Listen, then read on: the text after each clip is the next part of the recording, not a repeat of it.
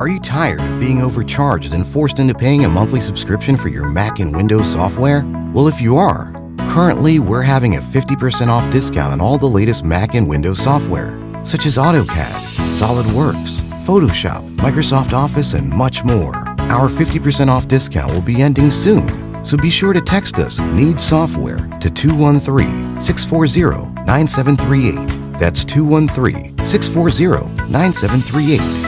We aim to please, so expect 24/7 technical support, the latest premium software, instant software links delivered to your email, and PayPal Buyer's Protection Guarantee.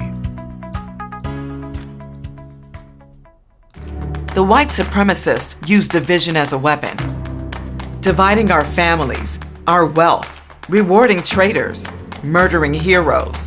Yet we survived. We fought for our reparations. Now it's our turn to divide and administer God's power. I am Agent Nuria Sellers, a foundational Black American. I promise that nothing will come between us. Buy the sci-fi novel, Nothing Will Come Between Us. Available January 22nd. Pre-order online today at Amazon and Google Play.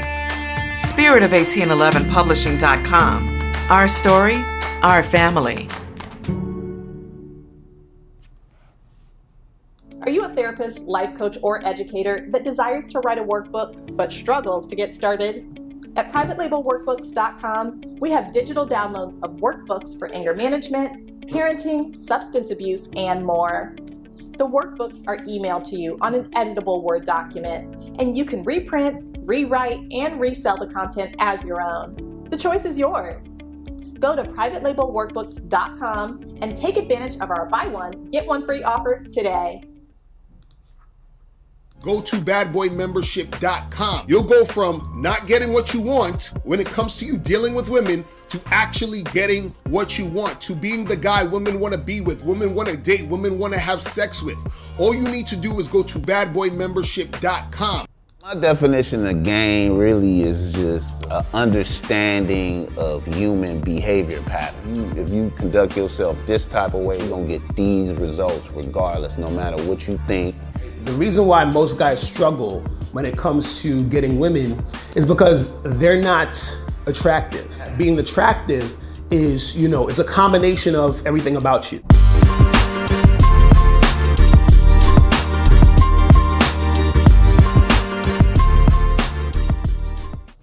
If you're tired of being censored on social media, join 60s.net. It's Black owned, Black operated, and Black moderated. And we make sure it stays a safe space for us to talk about all things Black culture. Hey girl, why are you so sad?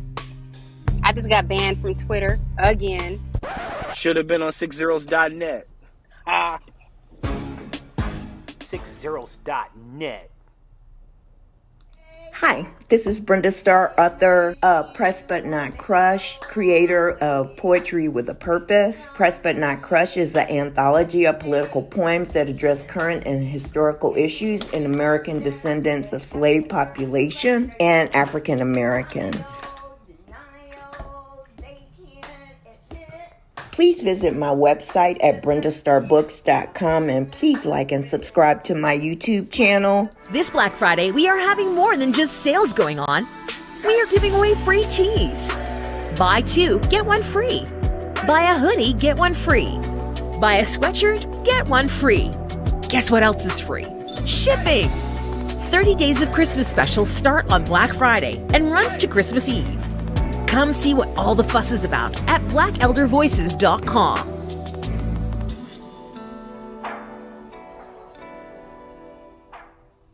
Attention parents and educators.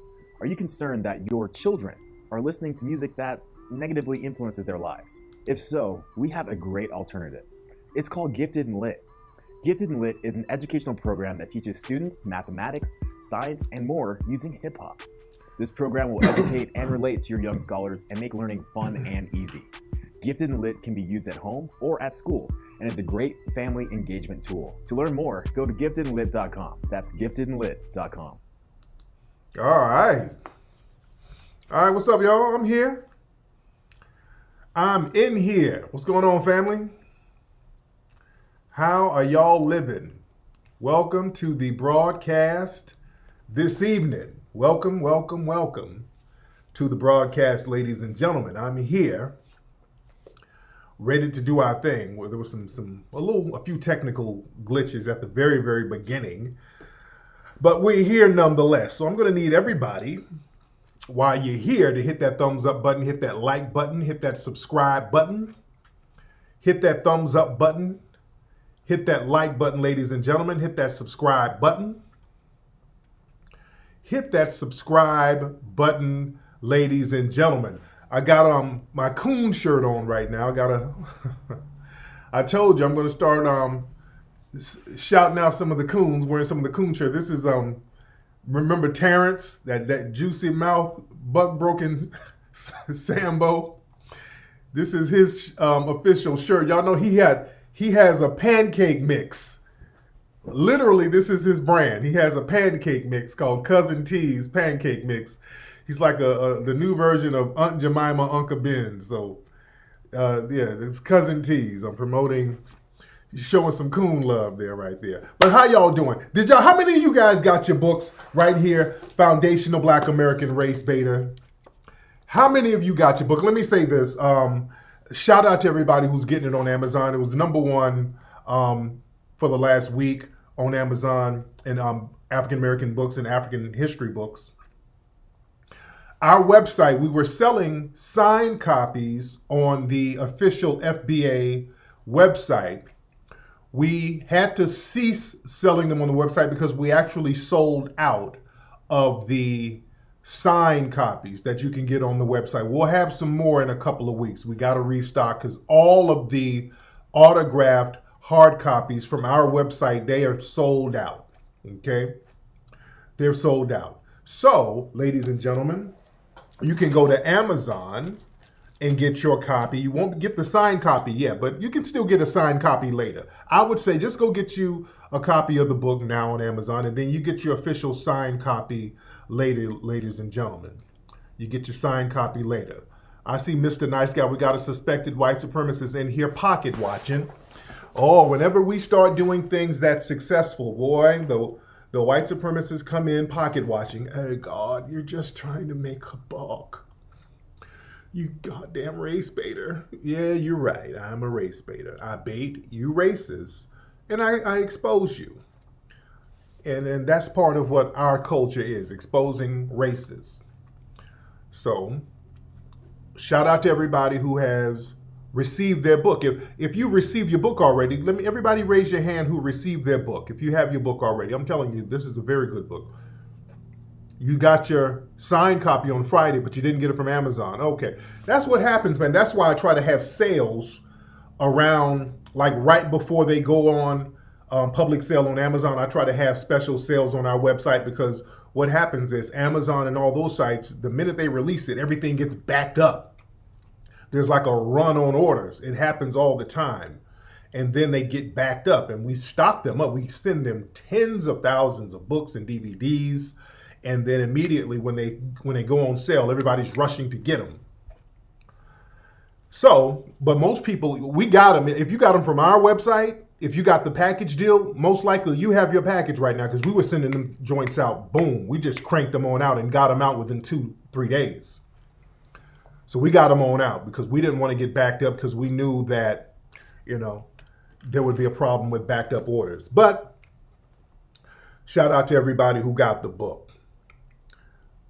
Oh man. So yeah, go to Amazon. Yeah, just go to Amazon and at least get the paperback copy. And then when we restock in a few weeks, you can get your official autograph copy, which is going to be a collector's edition. See, I want to put folks up on the collector's game. See, a lot of stuff becomes very valuable later on. And look, I'm not tooting my own horn, but look, later on down the line, when I'm not here anymore, all of this stuff is going to have a lot of great value. It has value now, but when I'm not here, boy, the value is going to skyrocket. This is something that you can give your kids. Again, I'm already in the history books out here. I'm going to toot my horn a little bit. I tooted a little bit. I'm in the history books already. I'm going down in history. Your great-grandkids are going to be talking about me. You understand? Because I do a lot of good work. I really don't sit back and reflect on the work I do, but I do good work out here. I work very hard. I stand up against systematic racism. I fight for justice. And your grandkids are going to be talking about me. You understand that? Your grandkids are going to be talking about Tariq, and some of you coons are going to be lying. Some of y'all Sambo-ass coons who are out here working with the white supremacists, sitting up here buck dancing for butter biscuits, sitting up here talking about what about black on black crime. About 50 years from now, you're going to be sitting up, I used to march in Black Lives Matter with Tariq Nasheed. I sure did. Don't buck your eyes 50 years from now, nigga. When I ain't here to check your ass. See, y'all did that to Dr. King and Malcolm and all that. Oh, I'm telling y'all now, for anybody looking at this in the future, somebody looking at this in a time capsule, if you're looking back on this and you're in 2070 right now, if you're watching this and it's the year 2070 and your coon uncle or your coon great-granddad or dad or whatever is talking about he used to kick it with me, if he's bucking his eyes right now kissing white folks' asses, he's lying to you. This nigga didn't do nothing with me. All right? Let's keep it a buck.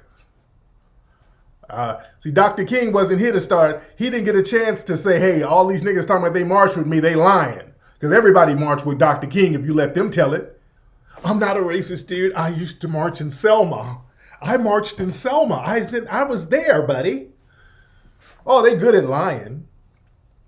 No. None of these niggas was rocking with me.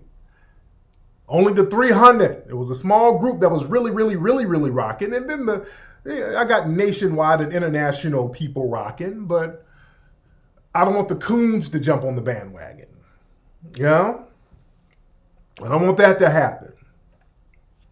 Because, see, people like to change narratives and people like to change cultures. See, this is why we're solidifying a lot of stuff, see? A lot of stuff that I'm doing now, I'm already thinking 100 years from now, 50 years from now. Like all of our Mink slide records, I'm telling y'all now, 50 years from now, those are going to be worth gazillions, those Mink slide albums, because we got like limited vinyl. So I'm doing a lot of stuff very strategically. We have limited vinyl for our Mink slide albums. Those are going to skyrocket later on down the line. Hell, my old mixtapes from the 90s are worth thousands now. That's what gave me the idea to do the Mink slide stuff. I'm like, well, shit. Some of my mixtapes was just throwaway shit we were just doing and sending down to the swap meet. I wasn't really thinking about the future. Now those things are selling all overseas and stuff, and I don't really get anything out of that now. So with my Mink slide stuff, everything is copywritten. We got the publishing, all of that knocked in. So later on down the line, when it really becomes valuable as collector's items, we'll get it popping. Just like my books are collector's items. That's why the autograph copies are going to be collector's items, ladies and gentlemen. Oh yeah, and let me tell you something. I got some NFTs coming too. Family, I got some buck-breaking NFTs coming. Do y'all understand me? I have some buck-breaking themed NFTs coming in a few weeks, ladies and gentlemen. Some limited edition buck-breaking NFT artwork coming in a few weeks. Ladies and gentlemen, we're doing things. Oh yes, the buck-breaking art-themed NFTs are coming. Ladies and gentlemen. Excuse me. But like I said, go to Amazon.com. Get the book right now. FBA Race Beta. Very good book. Oh, yeah. We got to get in on that NFT game. We got to get on the NFT game. We got some NFT artwork that are buck-breaking themed. That's coming out. You understand? But we're talking about culture. This is why getting a foothold and a stronghold on our culture is very important. Everybody, I need you to hit the thumbs up button. And if you are on Twitter, retweet the link here. Retweet the link. Retweet the link. Now, family, we're talking about today's broadcast. We're talking about gentrifying a culture. Now, what does that mean? Now, we know that certain neighborhoods and areas are being gentrified. But not only are areas being gentrified, sometimes the culture of these areas are being gentrified. Now, ladies and gentlemen, there's a series. I have Amazon Prime. I have Amazon Prime. And on Amazon, we keep seeing these advertisements. I keep seeing this right here. Harlem, an Amazon original. Okay, this is an Amazon original series. So when I saw the images of it, they had these four sisters on here and they had the typical look. You can tell that there was some studism going on there. You could tell, you can already just kind of look at the poster and see where this is going. You could look at the poster and see where it was going. You can tell and see. You can look and see. We're going to have to get into this Harlem thing, guys. We're going to have to get into this Amazon Harlem series. We got to get into it real quickly, ladies and gentlemen. And this is how we see people can gentrify a culture. And just because there are black faces, that doesn't mean that it's not being gentrified. Okay? Let me show this. Let me show some of the Google shots. Okay, this, when you see this, okay, when I saw this, I said, okay, I already know. And when you see this, you already know. All right? They got the prominent stud in the front. This is a Megan Good vehicle. Megan Good is the star. That's how they lure you in. They get a heterosexual sister, a couple of heterosexual sisters in there. Then they have the token stud in here. Then they got a bunch of rainbow colors in the back. So you already know where this is going. Then they got a mammy over here. I'm going to get on that later. All right. Then they got the mammy, the hood rat mammy on the far right. Let me get into this. All right. Listen. So look. So Amazon got this show called Harlem. And when I saw all this, I didn't even watch it yet. I watched it later. When I saw this, I said, okay, I already know where this is going. Yeah, Megan is FBA. I already knew where it was going. I already knew, and you know where it's going. Tracy Oliver wrote this. She's a light-skinned black woman who wrote Girls Trip. I don't know if she's LGBT. A lot of her background is kind of secret. But there's some misandry going on here. But look, yeah, Boo Boo Kitty from Empire. Look. As I said, Harlem is being gentrified. And not only is the city being gentrified, the culture of Harlem is being gentrified now. They're trying to make Harlem something else. Listen, Harlem, when you said Harlem for a long time, Harlem meant something. That was a certain image that you got in your mind about Harlem. Harlem, culturally, for the last several decades, Harlem meant black excellence. Harlem meant black style. Harlem meant black hustlers. That was a hotbed for the black hustler, the thorough hustler, the black person who knows how to get out here and grind, the black person who was a fashion expert to a certain degree, an urban fashion expert. Harlem meant something. I remember the first time I went to Harlem in the early 90s. I went to Harlem in 1992 for the first time I went to New York. I had a lot of images of Harlem and misconceptions about Harlem and New York in general before I went. One misconception I had, being on the West Coast, I'm a West Coast guy. I'm an LA guy. So we heard a lot of things. And also by looking at music videos, we would see cats with the grimy niggas with the backpacks. So we would see that in music videos, and we thought that was all of New York. Niggas, grimy niggas with backpacks and Timberlands on and all that stuff. We thought that was just the New York thing. Niggas on subways, grimy, with headphones. Just a grimy nigga on a subway. That's what we thought about New York dudes. Also, we thought that New York dudes didn't really rock with us like that. we thought New York dudes just kind of had a chip on our shoulder because around this time, 92, I remember we were still tripping on that whole Tim Dog fuck Harlem thing. I mean, fuck Compton, where he was dissing Compton. So there was New York cats kind of throwing shots at LA. So we kind of felt a certain way out here about that. All right. So I'm thinking, again, I'm going to New York. It's going to be a bunch of, grimy niggas on the subway. And, I don't know what I'm going to see.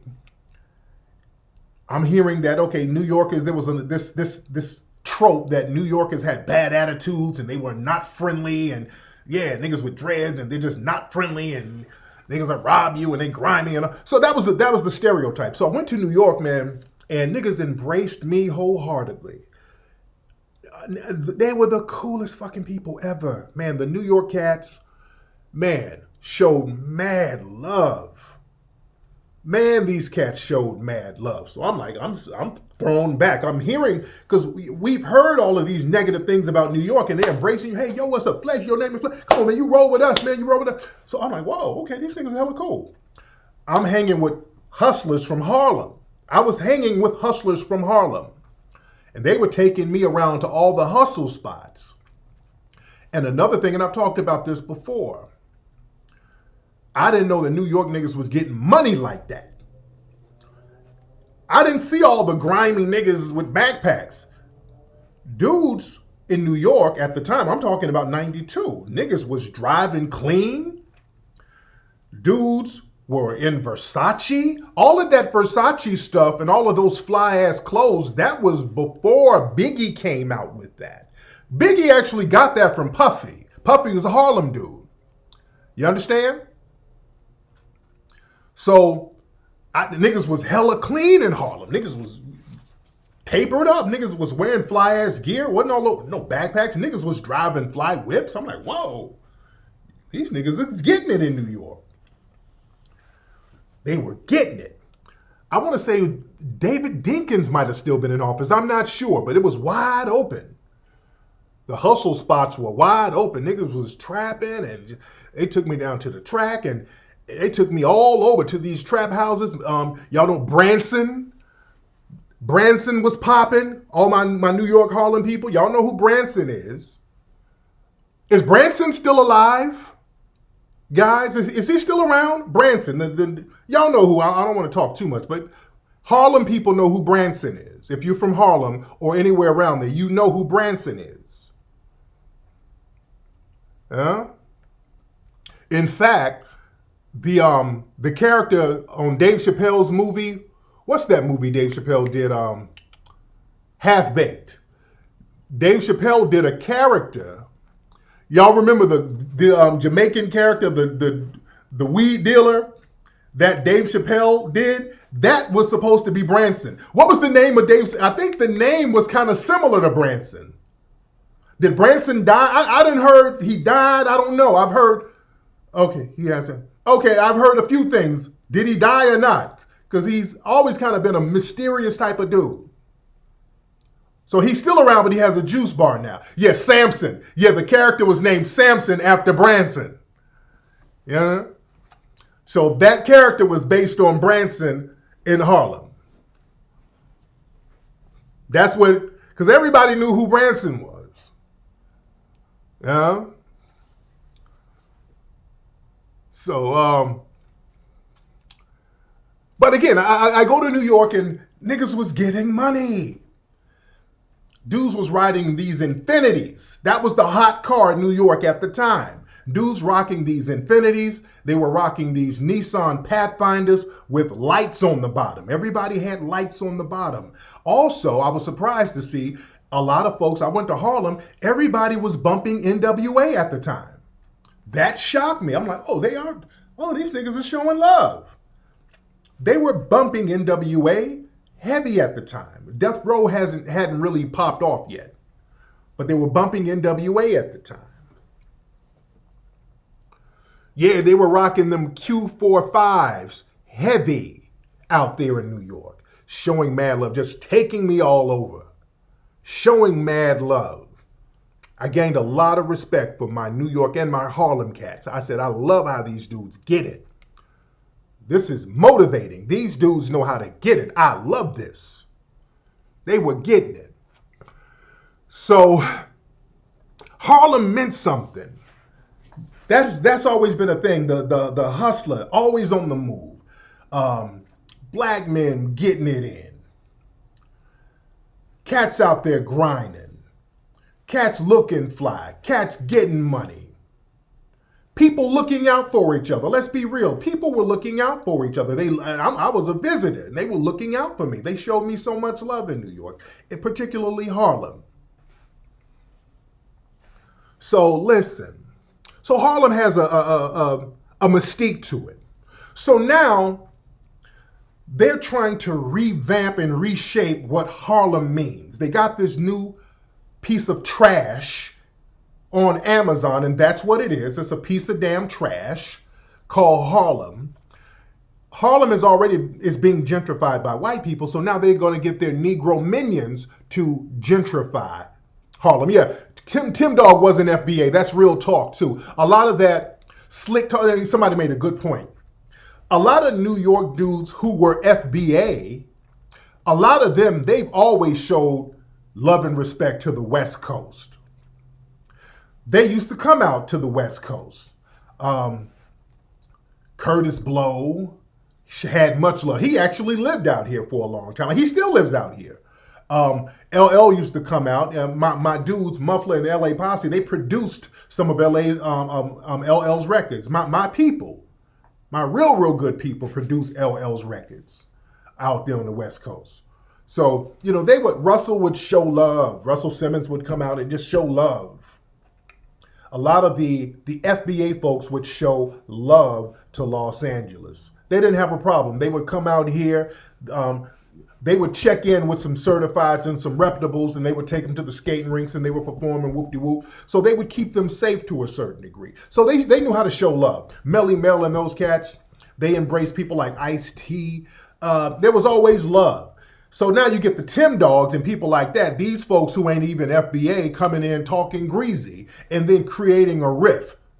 See, that's where a lot of the bad blood started to happen with that Tim Dog bullshit. Niggas really felt a certain way about that. Because niggas out here was like, hey man, all the love we show y'all come out here, y'all come on K-Day.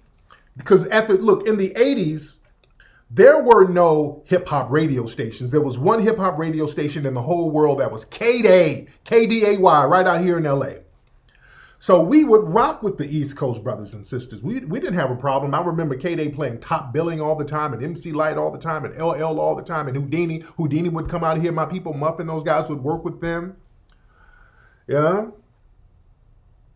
So listen, man, we showed a lot of love. So when this dude came out talking about what Compton and this bullshit city, man, dude, niggas felt a certain way about that.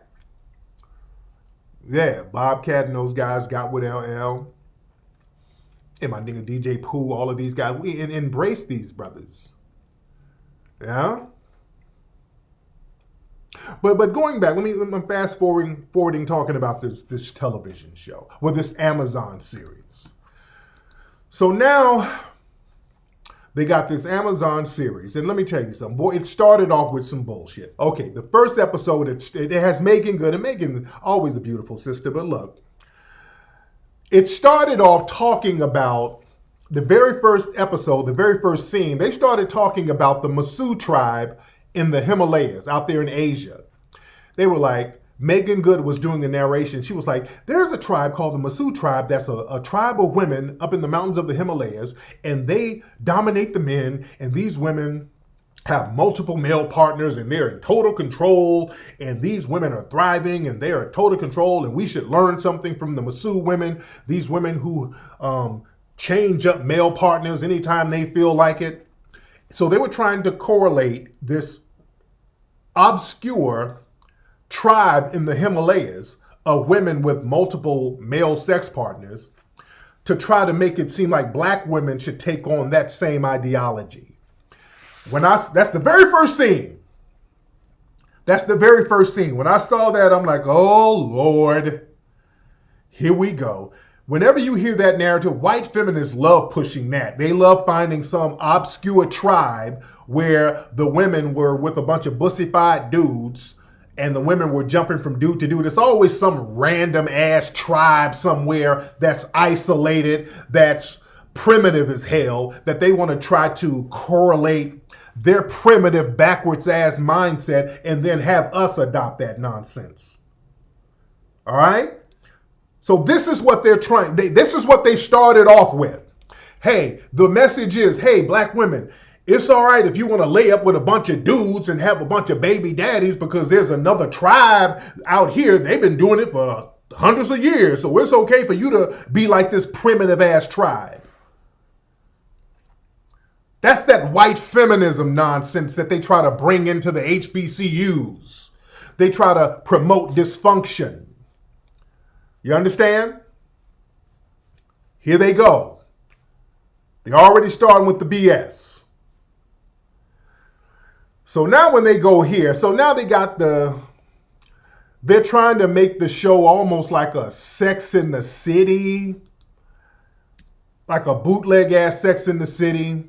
So they have Megan Good. The main four characters is Megan Good, the chick, Boo Boo Kitty from Empire, a sister who's like a Lena Waithe type, who's a stud. They got her as the Lena Waithe type, looks and sounds just like Lena Waithe. And then they got another character named Angie, played by a woman named Shaniqua something, who's like an over-the-top hood rat.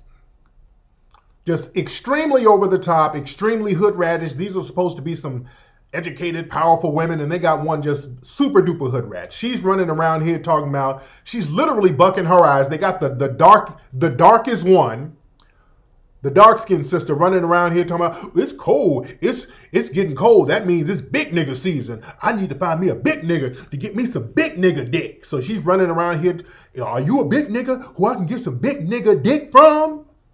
This is some of the dialogue that's being put in this filth, man. Dude, I would play some of the clips. I'm gonna play one clip, but I'm telling y'all, this stuff is filth times 10. This is filth times 10, ladies and gentlemen. This is horrible, a horrible narrative. So now, in this series, the agenda is all the way through. This is really an LGBT series that they've disguised as like a woman empowerment series. All it is just like Empire. Empire is an LGBT show. This is an LGBT show that they have to finesse you into watching. Because if you look at it, most of the intimate scenes, the sex scenes, involve LGBT people. Whenever you see a sex scene in the whole series, every time I see some of the sex scenes, it's always the studs laying up with each other. There was one, dude, I only watched one episode all the way through. Some of the other ones, I literally just kind of scrolled through, saw a scene, saw what it was about, scrolled through.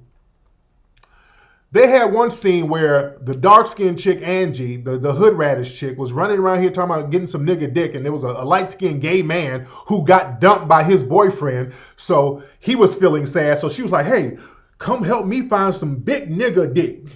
So they walking around running up on dudes. I swear to God, dude. This is something that somebody sat in a writing room and wrote. So the gay man and the big hood rat are walking around to different places trying to find big niggas. I swear to God, somebody wrote this. They go in the store. There was a big nigga buying some clothes, and they were like, hey, baby, I'm looking for some big nigga dick, and whoop-de-whoop, and the hood rat is trying to holler at the dude, then the gay dude is trying to holler at the dude, and then the big nigga was like, well, I already got a boyfriend. I swear to God, dude. I'm like, what? Who's writing this? Some of this stuff is so damn over the top. Dude. Dude, if I'm lying, I'm flying, dude. This is so over. This is some bullshit. And then they always have the heterosexual black men. It's always some weird stuff going on with them. So they had the light-skinned chick from Empire. She went on a blind date with a dude, and she went to the bathroom. She left her purse. Can watch my purse. So she comes back out, and he's gone. He done stole her purse. So this is what they're doing with the heterosexual black men. All right. This is what they're doing with the heterosexual black men. Heterosexual black men and stole her purse and the whole shebang. But listen. Then they have the stud character, the Lena Waithe looking character. She meets another woman, and the other woman is a stud too, and they're talking to each other. She's like, you know, I ain't never been, as a masculine woman, I ain't never been with another masculine woman. So then they show them doing a sex scene, and they naked, and both of them are bad built, and they licking each other. It's grotesque. Two bad built women eating each other. One of you. And I'm thinking, I'm like, wait a minute, who's this scene for? I'm looking at this, I'm like, wait a minute, who is this scene for? Because you don't do nothing just to be doing it. I'm looking at these two horrific looking studs, no disrespect, but I'm like, okay, who is this scene for? You got one butch stud and then another bad built stud, they naked, looking a hot ass mess, one shaped like Michi X is a mess. I'm like, who is this scene for? Who are they trying to appeal to with this scene? Dudes don't want to watch two hideous studs getting it in. I don't even think studs want to watch two hideous studs getting it in. Two butch studs getting it in. Other heterosexual women definitely don't want to watch that. So, who look good? So I'm thinking that scene is for, they're pandering to some of these over-the-hill, overweight, out-the-game women who are lonely, and they're messaging to them, hey, even though you might be bad built and don't know nigga want you, you can still probably get a stud. Think about getting you a stud, bad built woman. I think that's the message that they're trying to give. They're trying to pander to the bad built chick who can't get no man. Hey, stop worrying about dudes. There's studs out here you can get, even if you bad built. This is a mess. This is a mess, man. Dude. This is an entire mess, my G. It gets worse. Oh, it gets so worse. It's worse. Oh, God. So anyway, listen. So again, they got a scene in here where Megan Good, she's a college professor. And one of her students wants to get with her. So her student, he quit the class or whatever. So there was a scene where she was going to get with the male student. He's a heterosexual male. Listen. This is a heterosexual male, so she called him up, so they're going to get it in. So she's going to get it in with her heterosexual black male college student. So he goes over to the house. They get naked. They get in the bed. And family, let me show you a screenshot. Family, I'm going to show you I'm not going to play the scene. I'm going to show you a screenshot of the scene, ladies and gentlemen. This is a screenshot of the scene with Megan Good and her student in the bed. Ladies and gentlemen, this is what they put on this damn show. She was about to look like go down on him. This nigga lifted up his Bucci cat talking about, hey, take charge. Come on, take charge. And then she looked like, oh, damn. Oh, well, you got to go. This nigga, who's supposed to be heterosexual, he cracked open his Bucci cat. Family, this is what they're putting out. This is Harlem. This is the new Harlem. We go from Nikki Barnes, Malcolm X, Adam Clayton Powell, the Harlem Renaissance to Bucci Cat. Right here, ladies and gentlemen, is everything you need to know about this series, guys. This is what you need to know about this filth. Man, and people are calling the writer out on this, as they should. Family, if y'all think there ain't no damn agenda at this point, you are just deliberately naive. Tracy Oliver, this is something that Tracy Oliver wrote. This type of filth, ladies and gentlemen.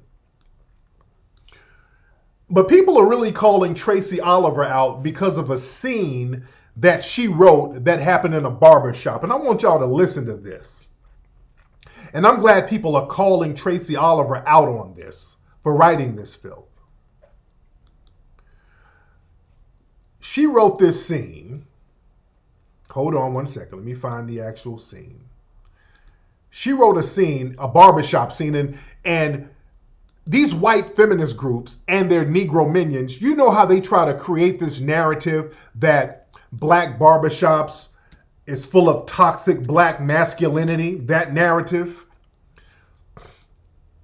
They try to push that narrative. And this scene reflects that. I want y'all to listen to this right here. And I want y'all to tell me if you have ever heard a conversation like this with black men in a black barbershop. I want y'all to listen to this. Listen to this. This is what they wrote. Family, listen to this. Tell me if you heard black people talk like this in a barbershop. Listen. Skeeted her face and anything like that. I'm telling you, these hoes busted wide open for a 6-piece nugget. No fries. Yo, you gonna handle this? He's new. You don't know the rules.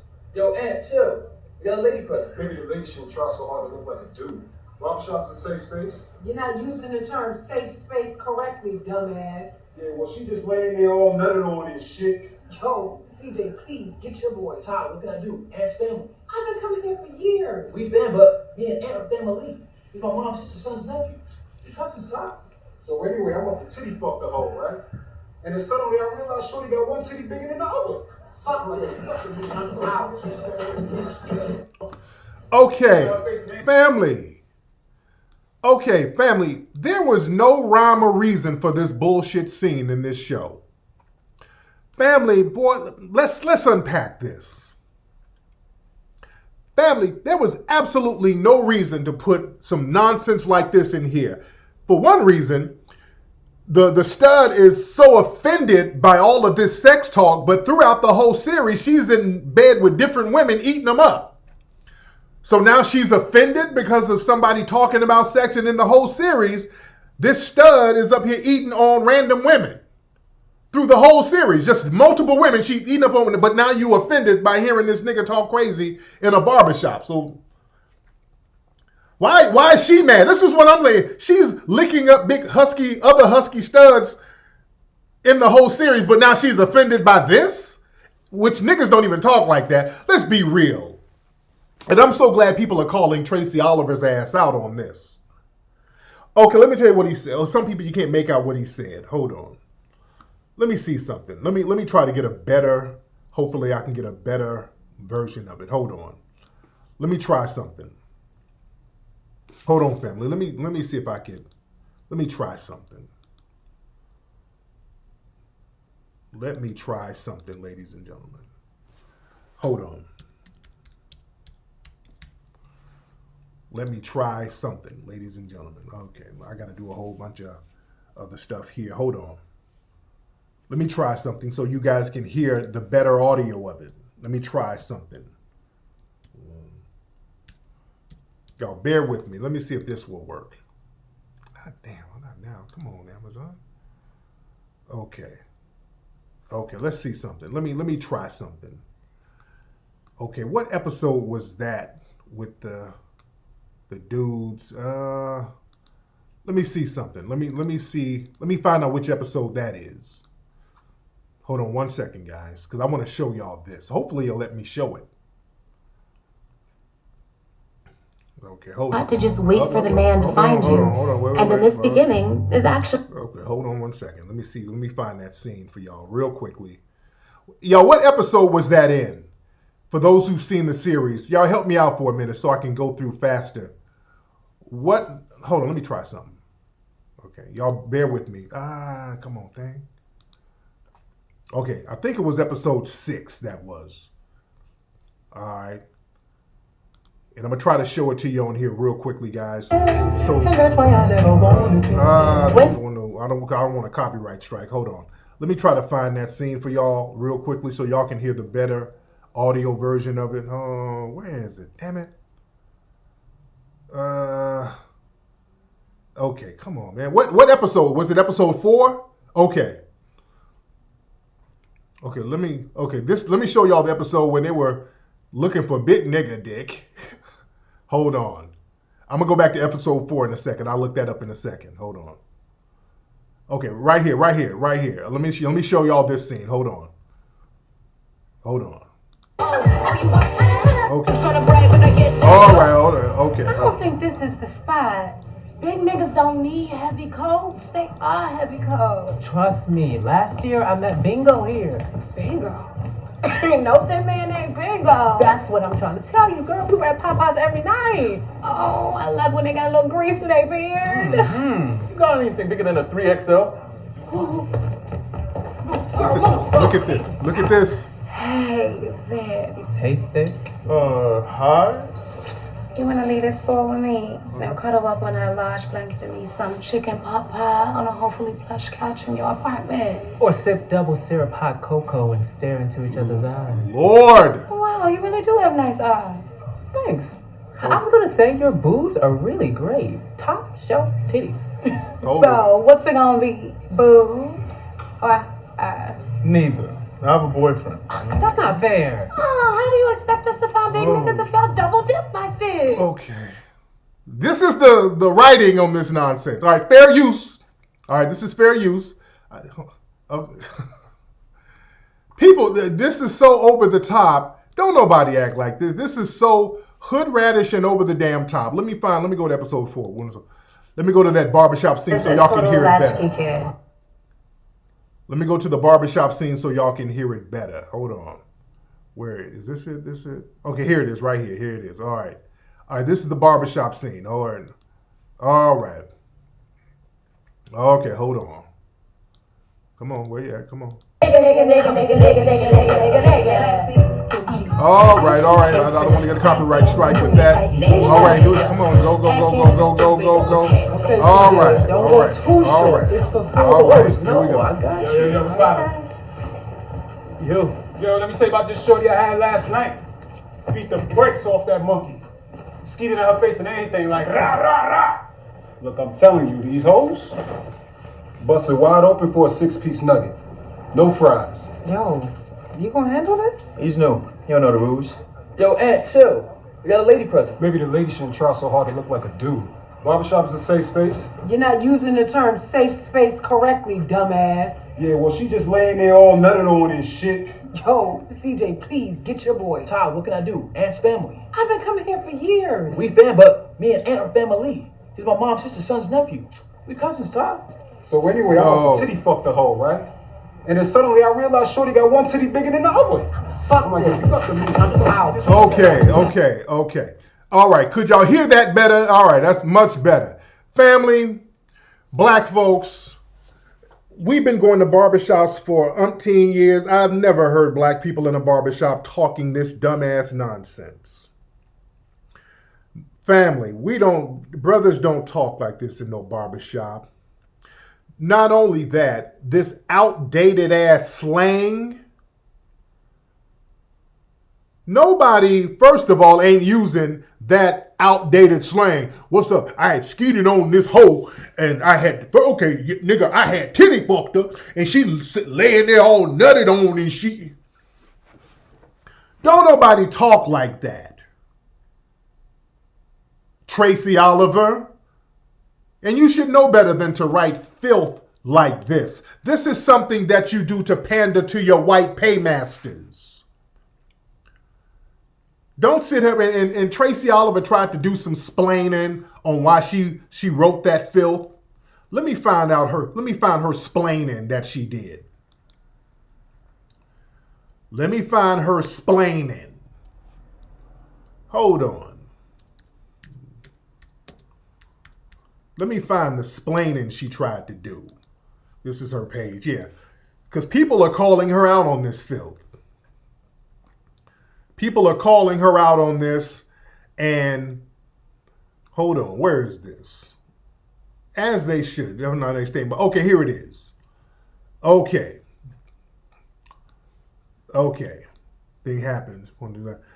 Definitely not making a statement about all barbershops because there is no singular black experience. The scene was based on personal experiences shared by queer black writers who've experienced homophobic and uncomfortable talk in barbershops. In no way does it invalidate your experiences. Get the hell out of here. Ain't nobody sitting up talking like that. Okay, stop all that.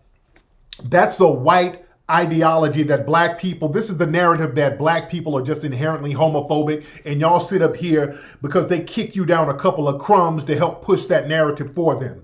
Yeah, is Tracy Oliver FBA? Where is she from? Family, do y'all know in most barbershops, most black barbershops, there's always a sister who's a stud working up in there, or they got a beauty salon in the back where other sisters are working in the back, or in the front, or wherever. A lot of black barbershops and hair salons are kind of mushed together. But a lot of black barbershops, they got the little stud in there cutting hair too, and ain't nobody tripping on her. Ain't nobody like, oh, you up here trying to be like one of the dudes and shit.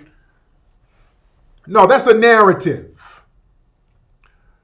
That's a narrative that you're trying to spew. And let's be very clear. In most black barbershops around the country, there's an unwritten rule that the brothers know how to kind of change or tone down if they are talking about some saucy stuff, which dudes ain't really in there. Well, I done titty fucked the bitch and I nutted on the hoe.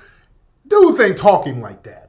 But even if dudes are using profanity or whatever, if a woman comes in there, especially an older woman, but if a woman comes in there, dudes will generally change their whole vibe up. They know to kind of tone down the profanity, or if they're playing music, they know how to kind of change the music. I've been to barbershops with gangster niggas who ran the barbershop, but when somebody's mother came in there, when a woman came in, dudes would change the music for the most part. Dudes would kind of watch their language, wouldn't use so much profanity if there were women and kids in there. So that's an unwritten rule with a lot of black barbershops. Niggas ain't, when women come in there, niggas ain't like, well, guess what? I had fucked the hoe all in her ass and everything. You missed it. I skeeted on that bitch. Nobody's talking like that in no black barbershop. Stop. This supposed to be a safe space. This the black man's country club. The narrative is when black men get together, it's just a hotbed of misogyny and sexual perversion. That's the narrative that they're trying to promote. On this show, they got niggas in here talking about titty fucking folks and niggas spreading their Bucci cat wide open and niggas running around here laying up with other dudes. They just got black men looking crazy.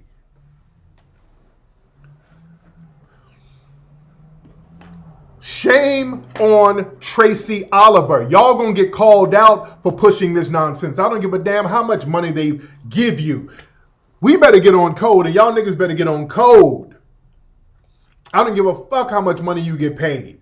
Y'all don't sit here creating a narrative that will be used to further harm us as a damn group. Pushing narratives like that hypersexual, that black men are perverse, that's the narrative that they use to punish us in the dominant society. Y'all can't push that narrative and then walk around with your Black Lives Matter shirts getting donations when niggas get killed because of the narrative that you help white people push. This whole narrative of these women laying up with other women and dudes spreading their Bucci cat open, this is really an attack on the black family. This is an attack on the black family. That goes back into that whole white feminist narrative, because there is no such thing as black feminism. It's white feminism. Black people are victims of white supremacy because you don't have a sister in feminism with white women. White women use y'all as the pawns. But this whole narrative that there should not be a traditional nuclear black family, that whole narrative is something that this show is trying to push. That whole feminist group, there shouldn't be a black family structure, the black nuclear family is unnecessary. I was talking about that Brittany Cooper woman, Professor Crunk, who the white feminists love parading out. This woman here who made this tweet the other day. We don't need traditional nuclear families for black thriving. I'm going to read that one sentence again because people try to misinterpret and try to flip what she said. She's very clear. We don't need traditional nuclear families for black thriving. As one raised by my mother, grandmother, and aunt, I can attest. We should support families however they are configured to provide basic needs and loving and safe environments. That's what being pro-black family means. Nobody's not talking about, we're not talking about not supporting any black family just because of the structure. We already support black families no matter what the structure is, but ideally, we're supposed to have a nuclear family where there is a nurturing apparatus and there's a protection factor. That's how you build good families and good children. Children need a protection factor. Children need a nurturing factor. If you are being raised in these single mother households, you can't really get the nurturing and the protection you need. Number one, the mama's going to be struggling for the most part. Mama's out here working. She's not going to be able to nurture you correctly. You're going to be a latchkey kid for the most part, you and your brothers and sisters. And that woman is not going to protect you from danger. You're not going to get the right protection you need that a man can provide. You understand? Family, we got to stop letting these folks run this trick game on us. Raising kids is difficult by yourself. It's no honor in sitting up here raising some goddamn kids by yourself.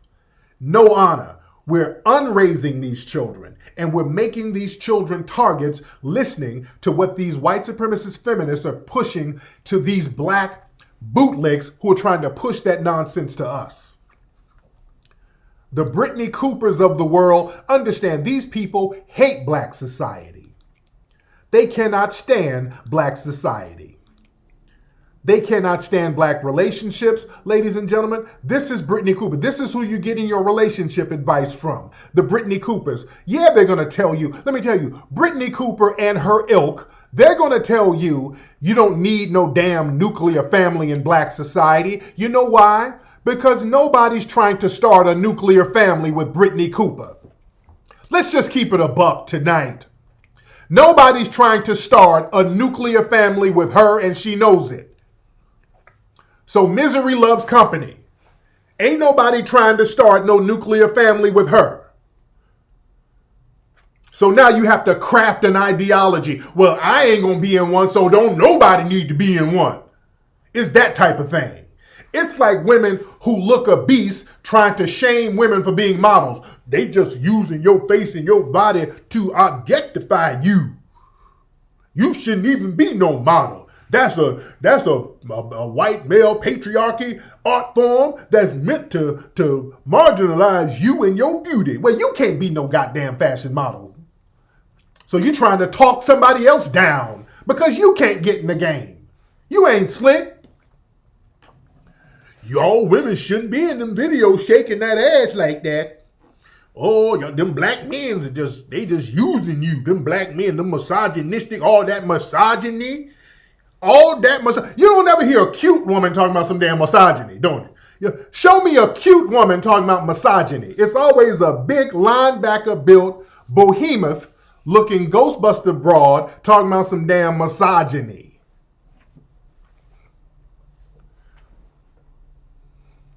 Yeah, she can't get into no damn nuclear relationship and no nuclear family.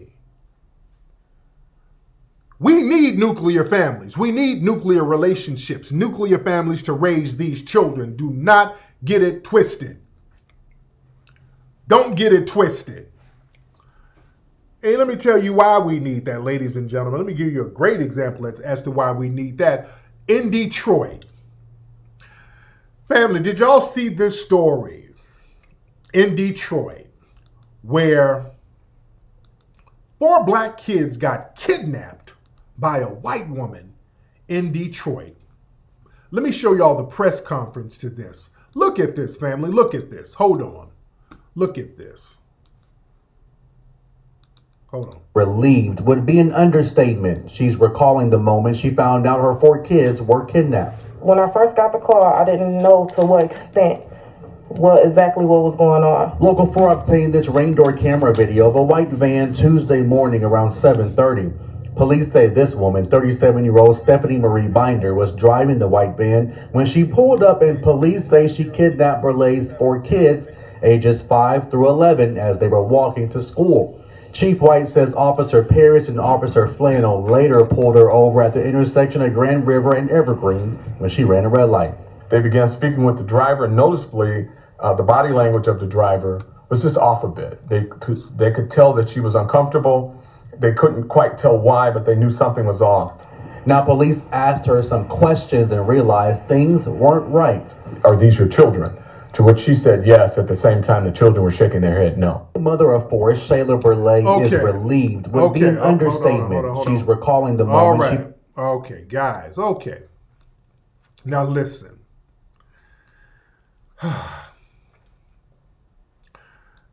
Thank goodness these babies were saved. Thank goodness these babies were saved. This white woman in a white van, and people, we keep hearing about these white vans that's cruising around. Y'all keep hearing about them. Why y'all keep hearing? Now you see who's in these white vans. These children were ages 5 to 11, walking by themselves, got kidnapped by this white woman. We got to unpack some things. Number one, black folks, y'all got to teach your children to not follow random white people, number one. Those babies, I know they're babies, the 11-year-old or whatever, we have to teach them about racism. Them babies should have known better to even get in a car with a white woman like that. You better teach your children about racism. Number two, why black, and I've said this a million times, black folks, let me talk to black people in here, black parents. Black parents, why in the entire hell would you have a 5-year-old black child walking anywhere without an adult? Talk to me, black people. Black people, where are you? Even though you got the 11-year-old with them, I don't give a damn. Black folks, talk to me. I want to hear from you. Are there any black people in here letting their 5-year-old black child out of their sight?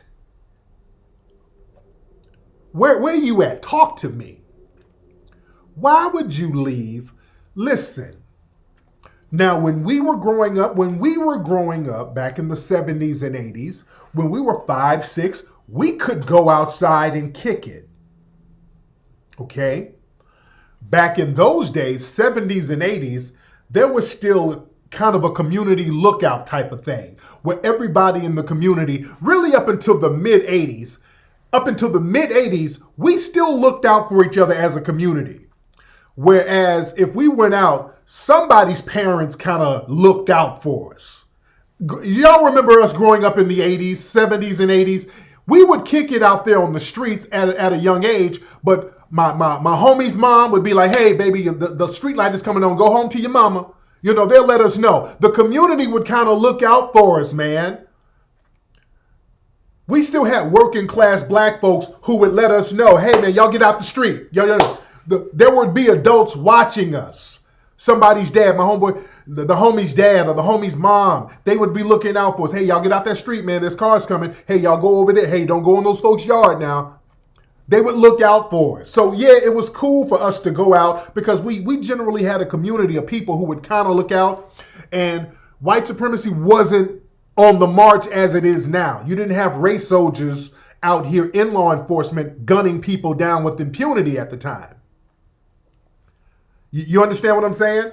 Now you have card-carrying race soldiers within law enforcement and deputized race soldiers. We don't have that community sense no more. You can live in a neighborhood and you don't know who's in these neighborhoods. You don't know who's who. People ain't even outside like that because most people are in the house, on the internet. So kids are out here walking around by themselves and ain't nobody out looking. There's no witnesses. Nobody's knowing what's going on. You got these kids walking to school or whatever, And they're out there by themselves. You don't have the homie's mom or the homie's dad or even your other homeboys out here watching and seeing what's going on. So these kids are out here vulnerable as hell. That's why a white woman can pull up in a white van and gaffle the kids up and don't nobody say nothing. Because don't nobody know nothing. Nobody saw it. The only reason they caught this woman is because she ran a red light. Guys, these kids could have been dead, man. God knows what this white woman was going to do to these babies. Could you imagine? The only reason they got this woman is because she ran a red light and one of the cops happened to be black. Because if it was two white cops, they probably would have let her go. They probably wouldn't have pulled her over anyway. One of the cops was black. Salute to that brother. Salute to that brother. In fact, we need to put a little love offering on that brother's books. The black officer, we need to hand that brother a little something. We need to give him a little brown paper bag with a little Christmas gift in it. That brother should be revered as a hero. That black officer. Family, can y'all imagine what they were going to do to these babies?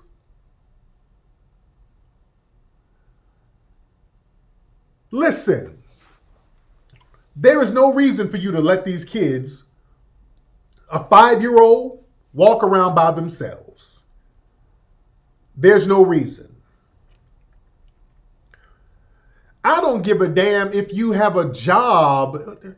You can take your kids to school or you can walk your kids to school. This mother, and let me be real, I'm getting some hood rat vibes. This mother who had her kids were kidnapped. Let me say this, because I've seen some stuff on social media where one of the kids' dads, because I saw the dad of one of the kids, I can tell that she has multiple baby daddies, because one of the brothers was like, yeah, I'm glad that my son and his siblings got home safe. So that means that there's multiple baby daddies, just by some of the things that some people are saying. When he said his son and his siblings, okay, so there's multiple baby daddies here. This is where we going. See that laying up with multiple niggas, ain't no real man around the house. You just popping out babies like a goddamn puppy. You don't have a nuclear family structure where there's a protector and a nurturer, and then you leave your babies to the damn wolves. We gonna have to get on this, man. We can't have these half-ass relationships and this half-ass raising of kids, and you leave them vulnerable like this. You're going to have to stop that bullshit, black folks. That's going to have to stop. Just the fact that you're letting your kids walk out like this at such a young age. I don't even believe that this woman has a job that early. I think she just sitting up in the crib letting her kids walk to school. Let's be very clear. Because some people might say, well, maybe she worked early and maybe she can't. Oh, that's bullshit, because a lot of places ain't open that early. Kids go to school very early. Most businesses open later, unless she's a security guard or some shit like that, which I don't believe. Let's be real. Let's talk real.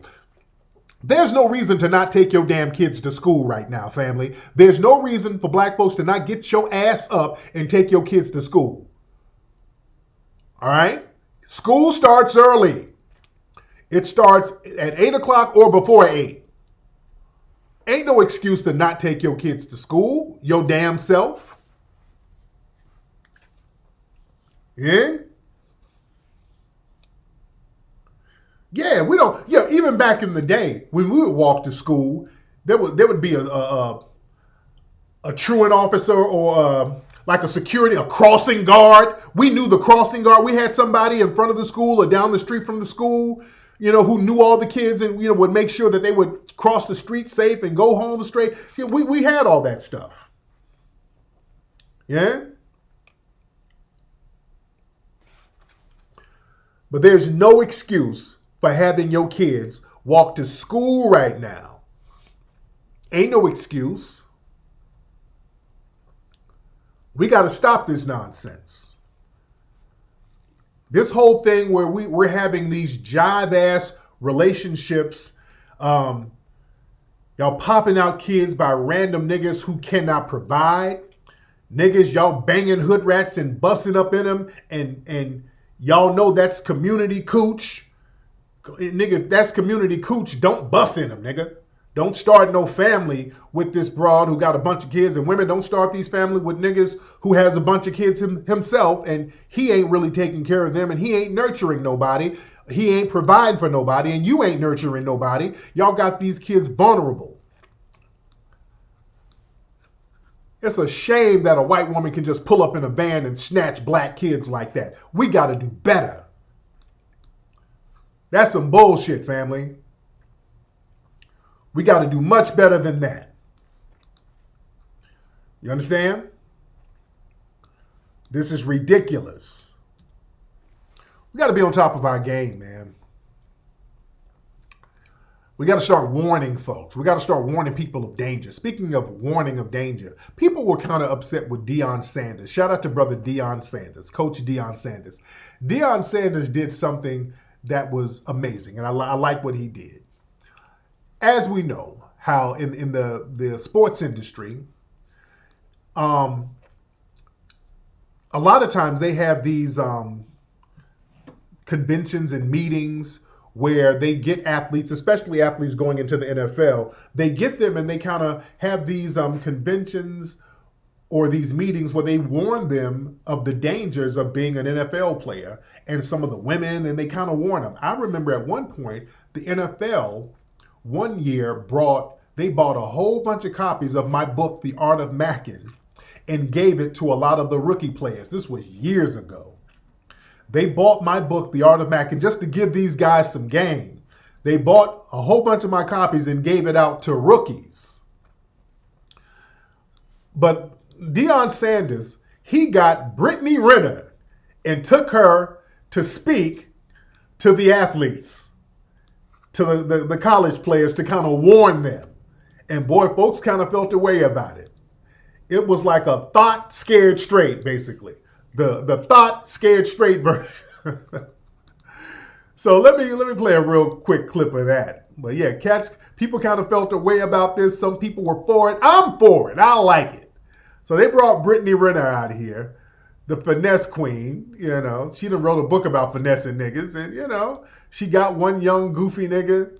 She be out here warning, hey, she goes to college campuses. She goes to college campuses like, hey, you better hide your sons, because a real bitch is on the scene. But hold on. This is Brittany Renner.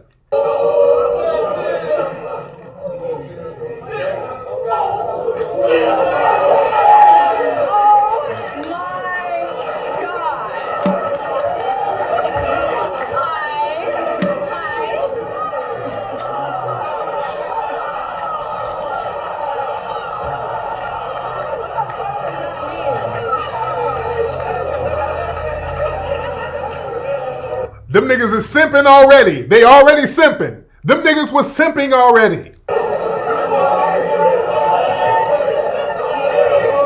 Calm down now, calm down. Can you introduce yourself and let's go from step A to Z, because we got to kind of show these guys the other side of game. And that's why you gracefully blessed us with your presence, so they could understand from your point of view how this game is played. So my name is Brittany Renner, aka Bundle of Brittany on Instagram. I have been on social media for almost... You ain't took notes all year, but now you want to. And kind of take us on the journey of how this is played out. I mean, honey, like, I feel like my DMs, it's like a Nike store. There's nothing but checks. So it just, for me, I feel like... Hold on. They missed that game. Nothing but blue checks. They missed that game right there. She says like a Nike store. It's like a Nike store. There's nothing but blue checks. So honestly, when you reach a certain status, you can have the pick of the litter. So for me... She don't mean checks. Paper. It's like, to me, once you reach that level just of popularity, the world is your oyster. You can do whatever you want. And for me... Okay, when she get to babbling, I don't want to hear all that. But I get where Deion was coming from. All right, I don't want to hear her babbling. But yeah, And let's be very clear. Some of these niggas are still going to be in her DMs. Some of them niggas are going to still be in her damn DMs. But yeah, he did a thought scared straight, basically. This was a thought scared straight. He's trying to let you know from the horse's mouth, these women will finesse your ass. You dig? And let me tell you, it's a lot of these country niggas, let's keep it a buck, that you got to school. Because these niggas grow up, with these Professor Crunk looking women living around them. Let's keep it a buck. My country homies, let's keep it a buck. That's why them niggas started tripping when they saw her. Ooh, them niggas' eyes started bucking. When the minute she walked in the room, them niggas' eyes started bucking. You understand? When Brittany walked in that room, them eyes started bucking. Because a lot of them country niggas ain't used to seeing a woman who looks like that. Now out here in LA and places like New York, places like Atlanta, places like Miami, out here in LA, Brittany Renner, there's a Brittany Renner at every Starbucks. All right? We see a Brittany Renner at every gas station. There's a Brittany Renner on every corner out here. We ain't tripping on no Brittany Renner. Everybody, we got a million of them out here. So niggas ain't tripping on no Brittany Renner out here. That's why she has to go out there. She has to go to some of these small towns. She has to go out there to get the bag. Do y'all understand what I'm saying? A lot of those women, they have to get up out of LA to get a bag. It's too many. The competition is too fierce. We got too many of y'all out here. Please, you a dime a dozen. Ain't nobody tripping on your ass out here. Niggas out here taking her ass to Roscoe's. That she's gonna get a Roscoe's dinner from LA niggas. LA niggas don't give a fuck. You lady, go on with that bullshit. You got to go way on the other side of the country to finesse a nigga. You understand? So we ain't tripping on that bullshit. We ain't tripping on that. But yeah, a lot of niggas, let's keep it a buck. Let's keep it a buck. A lot of dudes who ain't used to seeing women, like somebody say she's from Mississippi, but she's been out here for a minute. Let's keep it a buck. No, how long has she been out here in LA? Because she's been out here in LA for a minute. There's a lot of people who are from somewhere. They come out here and get a glow up popping. No, the way they look when they were growing up as a child is way different from when they got a glow up out here. Then they came out here and had a glow up. You understand? Way different. Way different. But yeah, y'all saw them niggas bucking their eyes. Yeah. She lived in Michigan for a year. She didn't start looking decent probably until she came out here. No, I don't want to know. No, when she was a kid, a lot of these girls grow up in these little towns and they're little ugly ducklings, all right? A lot of them go through an awkward stage. They look funny, they head big, their hair didn't grow, their edges is missing. Then they come out here, hook up with a good trainer, start eating some of this vegan food. They come out here, get with some of these good doctors to give them some ass and some titties and lipo. They got all types of beauty wraps that they wrap them up in seaweed ointment and all. Yeah, they got a whole bunch of shit out here that'll make a woman glow up a little bit. So they come out here and get some Beverly Hills weaves and all that. They look different. They don't look the same that they look when they were growing up. You understand? They don't look the same. Hell, everybody saying she's from Mississippi. A lot of folks out here were born somewhere else. Freeway Rick, who represents LA, he was born in Texas.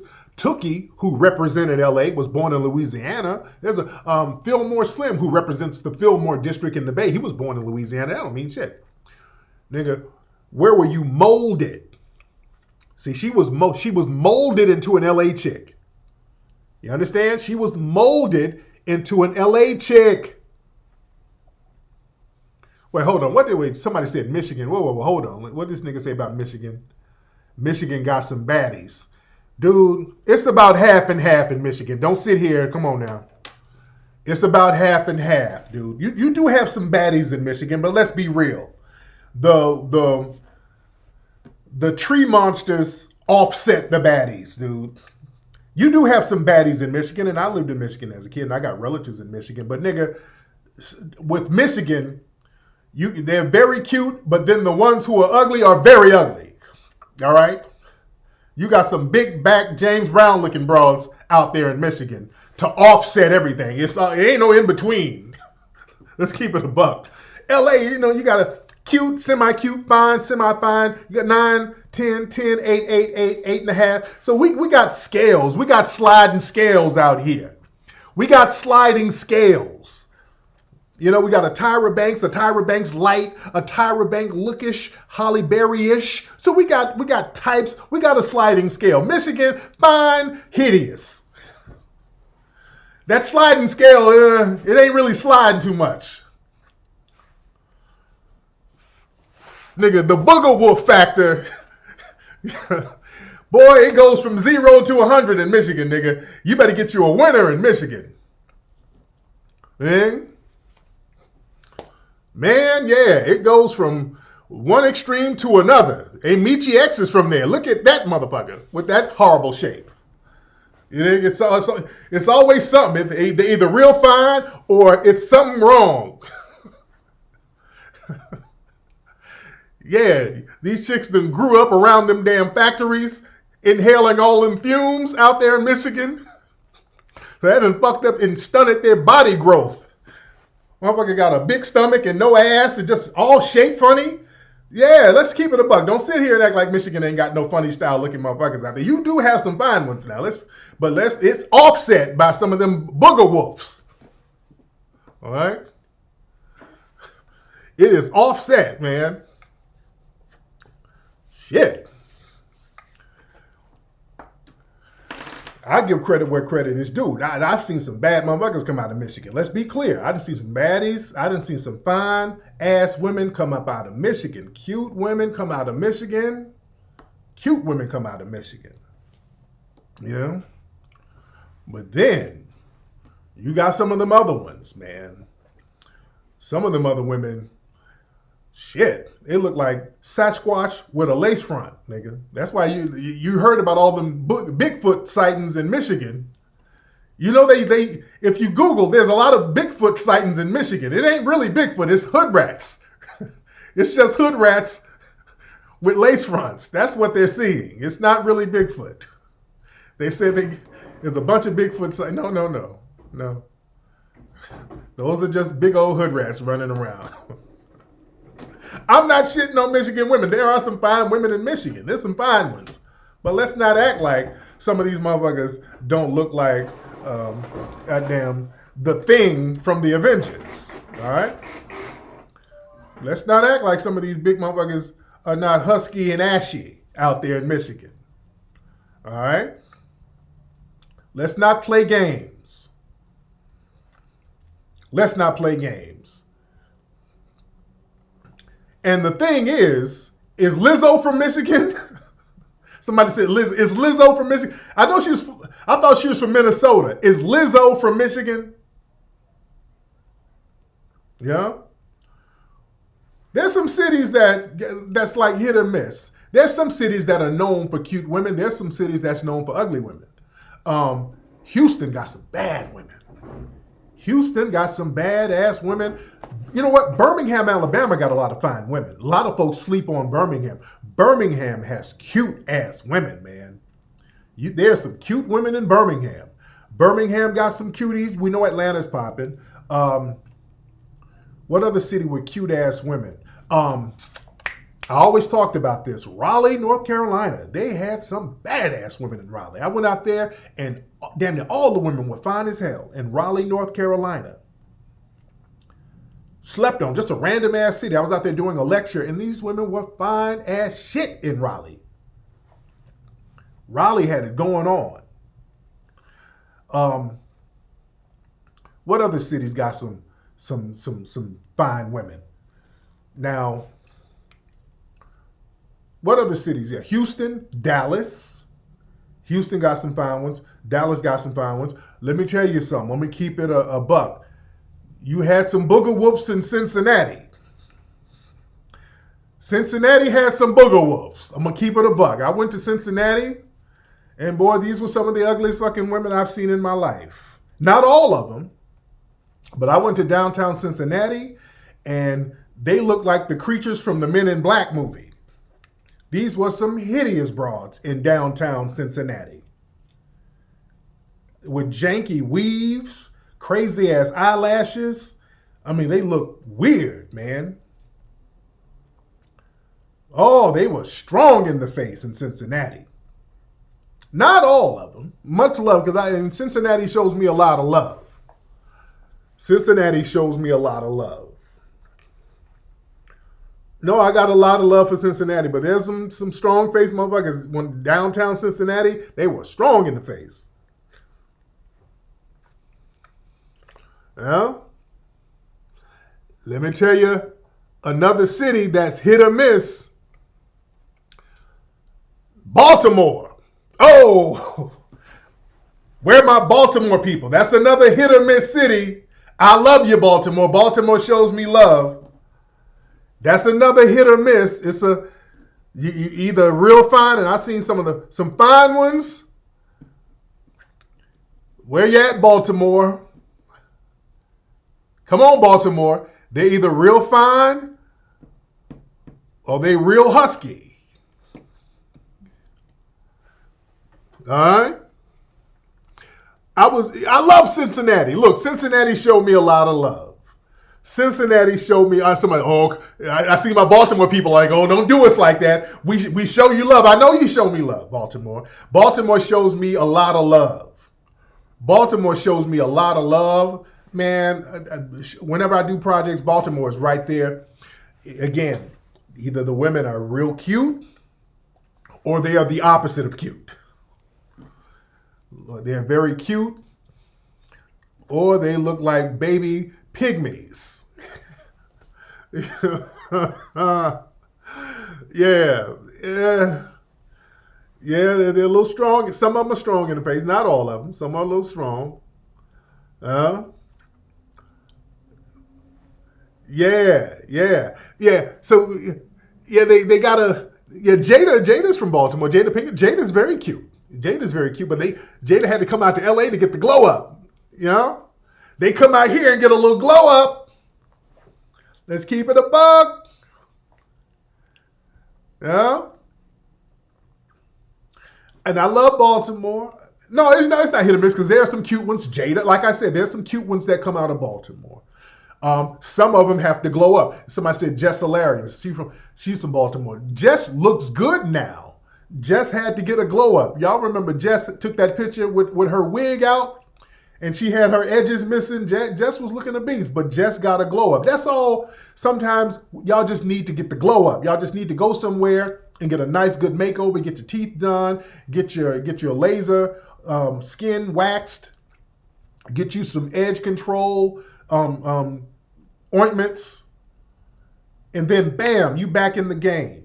Start eating avocado wraps. Sometimes you need to go somewhere and get a glow up. Jess looks good. Jess looks good now. Say I'm hyping LA women up too much. No, we do got some fine women out here. Let's keep it a buck. We got fine women out here. And I'm not shitting on y'all. I'm just saying a lot of these places is hit or miss. A lot of it is hit or miss. A lot of it is hit or miss. Yeah. Nicole Ari Parker is from Baltimore, and she's beautiful. That's what I'm saying. I met a chick out here in LA who was from Baltimore. Fine as hell. She was fine as shit. This was a fine ass woman. Then I remember I went to Baltimore.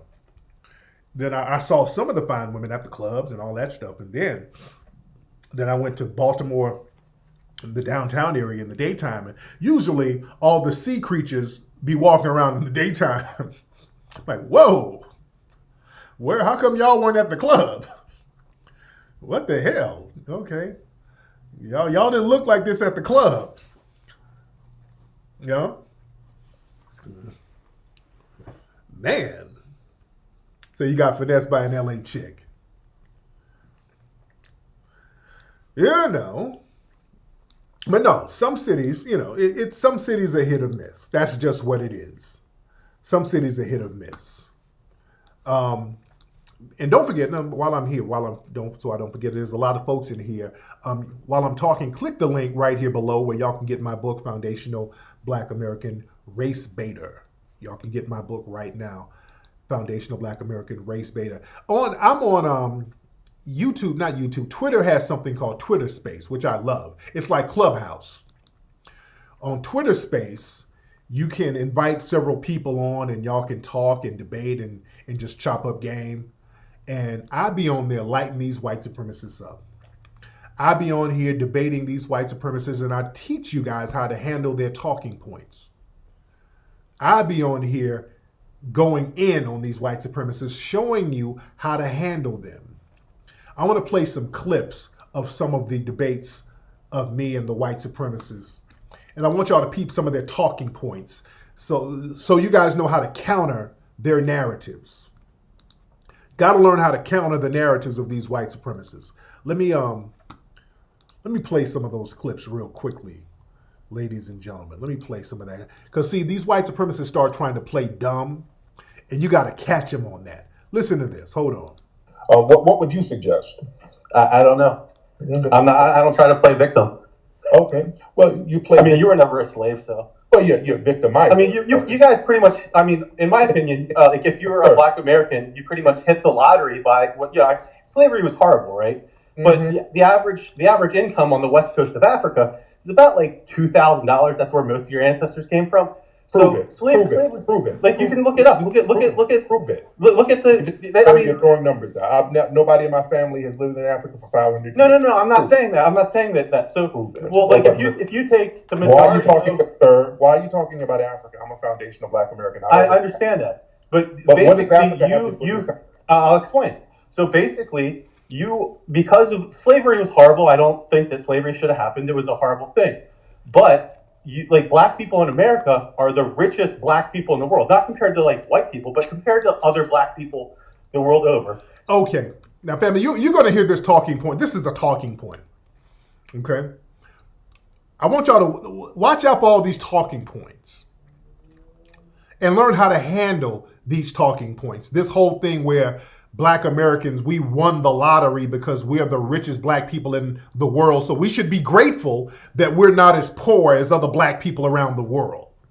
This is a jive-ass talking point they like to throw out. But let me play the rest of it and show you how to handle that. Hold on. So basically, but by what happens to your ancestors, you all basically hit the lottery, and now you are the richest Black people in the world. No, hitting the lottery is when you sit up and money just falls in your lap. My family built this nation from the ground up. That's not hitting the lottery. No, your family picked cotton. It was actually about 5% of the economy during slavery. So the U.S. would have been fine without. Okay. So watch these talking points that they throw out. See, they try to revamp history. And I didn't get it. And I was trying to knock out all of his talking points. I really wanted to hit that talking point, but he started trolling too much. But when they start trying to lie, trying to minimize slavery, slavery was just 5% of the. No, slavery built the entire economy of this nation. Let's be clear, wasn't no damn 5% of nothing. Cotton was king. Slavery was the main event. It wasn't no 5% of nothing. Slavery was the main event. Everything in this country was born out of free Black labor. Every institution, every corporation, every factory and industry, all of it was born from the free labor of foundational Black Americans. All of it. Not 5%. See, they try to minimize it, talking all that dumb shit. Free Black labor funded, and it was the seed for all of it. If it wasn't, show me any industry that got started without free Black labor being the seeding of it. Show anything. Everything came out of the free Black labor. Everything else was born out of that. The insurance companies, the medical industry, the banking, all of it. Okay, I want Black folks to understand this. All of it.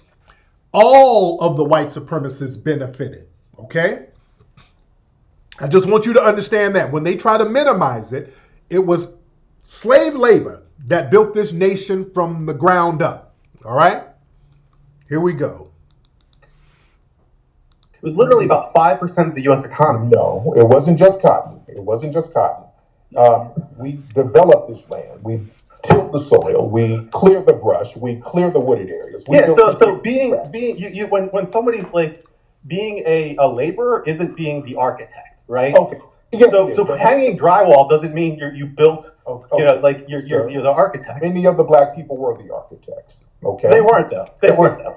Okay. Like a tiny small minority. Sir, let me ask you this: if we weren't the architects and we were just the laborers, how come your family didn't do it by themselves? Every white European colony that tried to start over here without black Americans helping them, they all failed. Every single one. Why did that fail? That's because why do it when you have free labor? The thing is it inhibited the Industrial Revolution, and slavery was actually detrimental to the United States. No, sir. Let's go. He tried to deflect. See, and that's another thing. I caught him, and then he tried to run, and I brought him back. Go back. You're deflecting. Your family, your community, the white supremacists who tried to start colonies in the Americas. Every single one of them failed when they tried to do it on their own. Okay, name one who didn't fail without black people helping them. Name one. Like Plymouth, there weren't even black people then. That was are you insane? This fool tried to say Plymouth, Massachusetts, dude. Oh, I'll get on that in a minute. They didn't have black people there. There was like Native Americans. They came after. There was like the Virginia colonies. Like what year did they go to Plymouth? I don't know off the top of my head. Okay, you're just going, sir. After 1619, that's when black people started helping them directly on these plantations. Helping them? Like you were like laborers. Yeah. Okay, but before black labor, how come you couldn't do it on your own before 1619? People did it. Like I mean, no, they didn't. No, they did. Name a colony that succeeded without black people before 1619. Name it. I mean, I don't have like notes in front of me, but it's like patently untrue. Then disprove it. So why? How come? Stop. Name one. I can name the ones that failed. San Miguel de Agave, that failed. St. Augustine, that failed. All of them failed. Name one that didn't fail. That white people were doing by themselves. Name one. I mean, I don't know off the top of my head. Thank you. So let me ask you. So let me ask you. How come everywhere white people? Thank you. Okay, there we go. There you go. And I got his ass off. See, that's how you do that. See, when you get him in a corner and then they try to deflect, just get him out of here. You out. Okay, there you go. You just proved my point. You can't name shit. There you go. You couldn't name it. That's how you get them. You just hit them with their own history. All you got to do is hit them with their own history. And you can't, I'm white, not say so anything.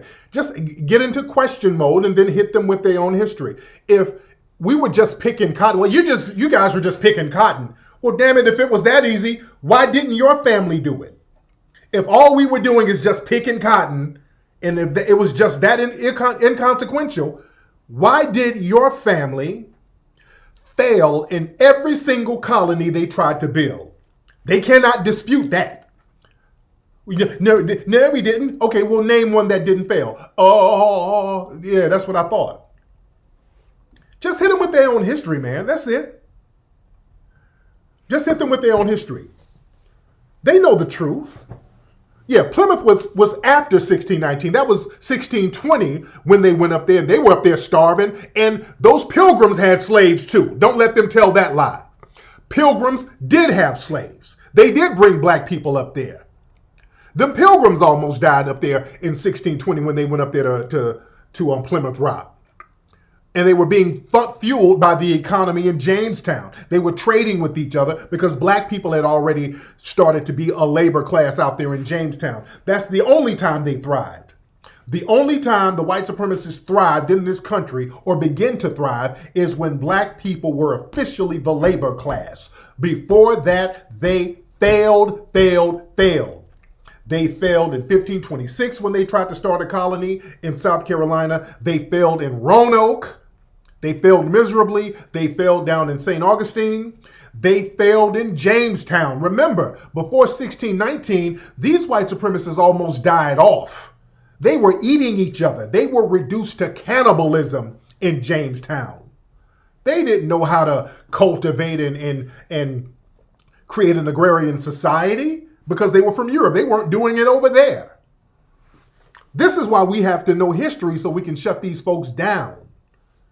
So that we'll know. Because, see, they get to doing all this I'm white, not say so nonsense. And then black folks are, well, he white. I guess he must be telling the truth. No, he ain't. Yeah, these fools were up there in Virginia eating each other. Oh, yeah, the Italian dude. I was going in on all of them. There was a professor. Y'all remember the white professor? I stumped him. He had to get up out of there. Where's the professor? The white professor, hold on. If you want to get on. Hold on, let me see. Hold on. Our trick back loans and were relegated to some. Okay, hold on. Federal punishment for those here. Thank you. All right, it's Mallet. Okay. Economically, buy everything else ourselves. We can buy the universe. Warned against. Oh, this is professor. Some of the disadvantages of welfare. Okay, yeah, we're talking about reparations, and this guy's a college professor. Okay, now this is a white college professor. I know my mother actually was. She's an only child. Father left when she was 7. She actually benefited from welfare. Through that system. Correct. She always felt it was supposed to be temporary, but she did benefit from it. But anyway, a lot of economists and Thomas Sowell even argues even today that. And boy, he quoted Thomas Sowell. When they quote Thomas Sowell, y'all already know that there were many more disadvantages of it, and I'm just wondering, does it work? Does anything like welfare actually work? I mean, what's the evidence suggesting that it does work? And I'm just wondering if you agree whether or not there are more disadvantages than advantages. I want y'all to understand what he's doing. This is a white supremacist tactic of trying to equate reparations with welfare. Okay? This is a professor trying to be slick, talking about some Thomas Sowell, trying to equate reparations with welfare. A system like that. Well, the thing is, what are the majority of people on welfare are white? So what are the disadvantages to white society? People look at it as this big disadvantage to black society. Why doesn't it have the same impact on white people? And white people get more welfare than black people per capita based on numbers. Yeah, I'm not so sure if it doesn't have the same. And obviously, there's going to be a greater number because it's a greater proportion of whites, right? But right. So the same dysfunctions should carry over to white society. People always talk about the dysfunction that comes with welfare in the black community, but they never talk about that same dysfunction as it relates to the dominant white society. Why is it a pathology when it comes to black people who are supposed to be on welfare? And also, why are black people on welfare, period? When you look at what do you mean by pathology, though? Yeah, they make it say, well, the adage, especially from a lot of conservatives, is that being on welfare makes black people lazy, and it took the father out of the home, and the father being out of the home created a criminal class. And so they pathologize it, you know what I'm saying, when it comes to black society. But they don't do the same with white society, and there's more white people on welfare. Why do you think that is? And who is that? Who are they? When you refer to they? Oh, I'm talking about the dominant society. When I talk about they, I'm talking about a lot of the media, and a lot of the white supremacist think tanks. They put these narratives. Yes. Yeah, they put these narratives out. So this is something that a lot of these think tanks cook up. So why don't they do the same thing for white people who are on welfare? Yeah. So I don't have the answer to that. I'm not sure why. He starts playing dumb. I just wondered, it has the welfare system. So has it helped or hurt? Has it helped or hurt Black Americans? Maybe it has. Maybe it. And I don't know if it's been more helpful or hurtful to white Americans either. I mean, you seem to suggest that it hasn't had the same. It doesn't have the same. Well, the thing is, black people were hurt before welfare. So I'm trying to see compared to what you say help or hurt, and I wanted to see what help or hurt compared to what, because even before welfare was created or allocated to black people, and understand at one point black people could not get welfare. Welfare was actually created for white women in the 1930s because white men were working in dangerous jobs like coal mines and certain factories where they would die at younger ages, so they needed to take care of white women. Black people really started getting welfare in significant numbers in the 60s, but the welfare system as we know it has been going on since the 1930s. But at that time, we were living in a Jim Crow era where black people were being openly lynched. So when we talk about help or hurt, compared to what? Yeah, well, I guess one comparison could that should also be considered. I mean, we didn't have child labor laws until I think the late 1930s, I believe. Right. Each group will then get in line and make some kind of argument that's unwarranted. What other group was forced into slavery, forced to sell their children, and forced into a Jim Crow system in America? What other group was subjected to that? Well, obviously none. I mean, none that I or anyone else would seem to suggest. But I just wonder. I just think that what will happen possibly is that some people will say, "Well, we built this country too," and they'll make that argument, and then I just don't know what the. When it comes to us getting reparations, you hear all this splaining and them acting dumb. This is them acting dumb. They're not this stupid, all right? When it comes to black folks talking about what we should get, because they can't justify why we shouldn't, so they get to acting dumb. And this is a college professor. He's not dumb at all. Yeah, he can quote Thomas Sowell and all this stuff, but now it's, well, I don't know, I don't know, dude. Stop it. He's not dumb. He's not dumb. What the 98 form is going to look like to be eligible. You know what I mean? Because most of these other groups are immigrants. They can't claim to build a country that they immigrated to. Foundational Black Americans, we're the only non-immigrant group. We didn't immigrate anywhere. We didn't immigrate here. We didn't come to a country that was already developed. We built the country from scratch. No other group can claim that at all. So that makes us completely different. This is why our claim is unique. That makes sense? Oh, that's definitely obviously unique. Yeah. Okay. Well, thanks for having the panel. It's interesting discussion. Thank you so much, Mr. John. That's Mr. John. I was trying to find that part where I pointed out, because whenever they start talking about welfare, then I point out that the welfare capital is Owsley County, Kentucky.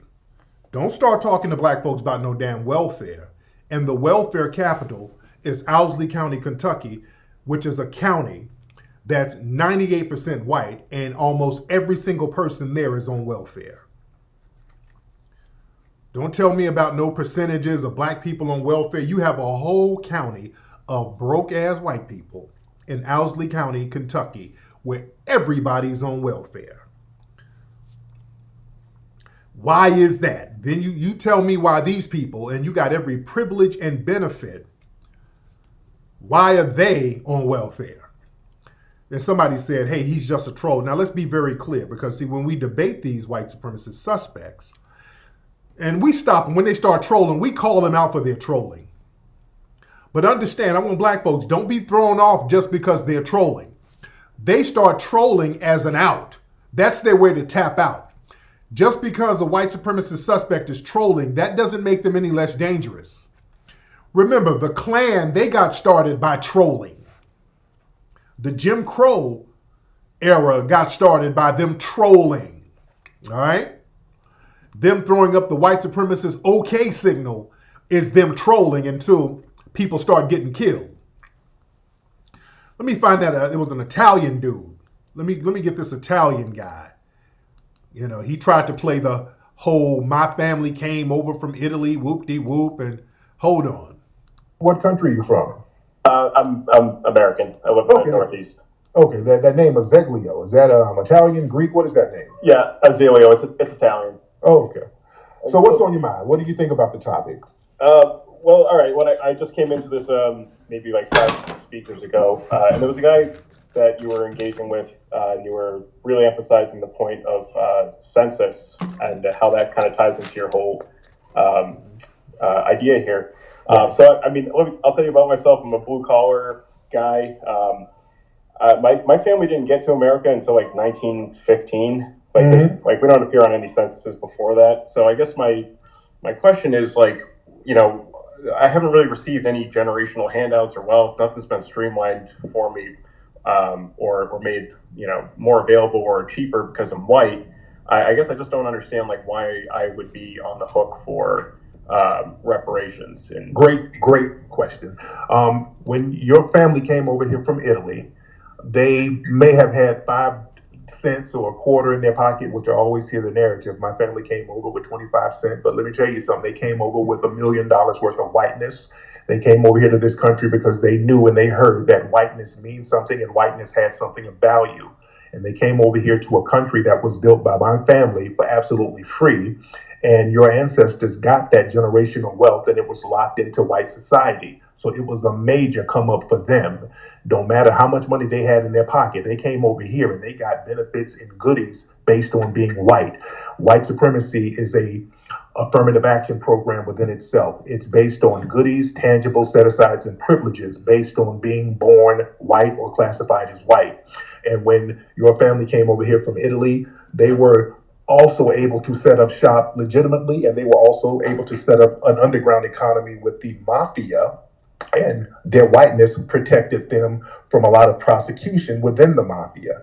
They were able to have an organized crime syndicate all over this country, and the federal government looked the other way. That was based on their whiteness. Black people couldn't do anything like that. So their whiteness benefited them on every single level. That's why they're on the hook, because they benefit. Now, did y'all hear how I explained that? I explained that pretty concisely. Let me show y'all how the white supremacists played dumb. Now, did y'all hear my explanation? I explained that very concisely. I talked about the legitimate Italian businesses, the legitimate Italian society, and the underground, the mafia and all that, the criminal class, how they both areas of Italian society benefited from their whiteness. Then watch, he couldn't argue that. Then he tried to reframe it. We're not all in the mafia, dude. That's another tactic. They'll try to reframe the whole narrative. Hold on. Benefited from coming over to the country that foundation of Black Americans built for absolutely free. But Tariq, you're holding me accountable for a network and a whole network of like wealth and interpersonal connections that I have not benefited from that at all. My parents didn't benefit from that at all. None of us are in the mafia or were in the mafia. Now you see that. You see, now he got into a bad faith argument. Now, watch when they try to get into these bad faith arguments. As you clearly heard, I didn't say that your family was in the damn mafia and all that. Now they have to reduce it to bad faith arguments. Then you got to bring them on back. Hold on. I mean, historically, I said above ground and I said underground. So I didn't mention but just Italians even in Massachusetts where I live, like they were pretty much forced into small enclaves. They weren't treated like just regular white people. They were looked at as just like subhuman monkeys for a long time. Especially for a lot of the period that you're talking about. And so that's why the mafia, and that's why they had the mafia get started. They had the underground economy because they were marginalized. Because every race had some kind of organized crime within it. That doesn't mean that I benefited from that at all, in any material sense. I didn't say that. Then why did you bring it up? I brought up did you hear me say the legitimate society of Italian society and the underground? I brought up both. You just focused on the mafia side so you can frame a narrative. Even the non-mafia people, I didn't say all Italian people were part of organized crime. Let's not run with the fake narrative.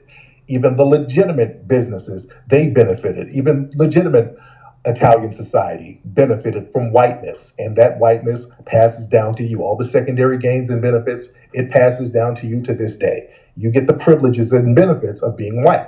So you do benefit from it, sir. Yeah, I just have a hard time seeing that. It's like, well, we can move on from that. I just have one other thing I wanted to ask you about. So I guess another thing that you had mentioned was, okay, so, pertaining to the legitimate side of things. If you see that, like, the bureaucracy of, and look, man, like I'm a libertarian. Like, okay, I'm not going to bore you with that. You can go to this is on my channel. You can go and find the rest of it where I just, I shut all that BS down. But listen, don't let these folks run this game, family. They try to get around us and they try to run a bunch of game that, well, my Italian family, we had $3. My grandpa, man, we were treated bad and we didn't get any benefits. They had $1 million worth of whiteness. Don't ever let them reframe the narrative. Whiteness is valuable, and they know it. That's why they hop their asses on boats to get over here with no money in their pocket, because they knew their whiteness was going to bring them benefits. Their whiteness was going to be monetized, and they knew that. This is why you have to understand history. They have $1 million worth of whiteness. That's one of my favorite phrases now. $1 million worth of whiteness. I don't care how much money you got in your pocket. You understand that whiteness is valuable in a system of white supremacy. We saw that with Kyle Rittenhouse, ladies and gentlemen.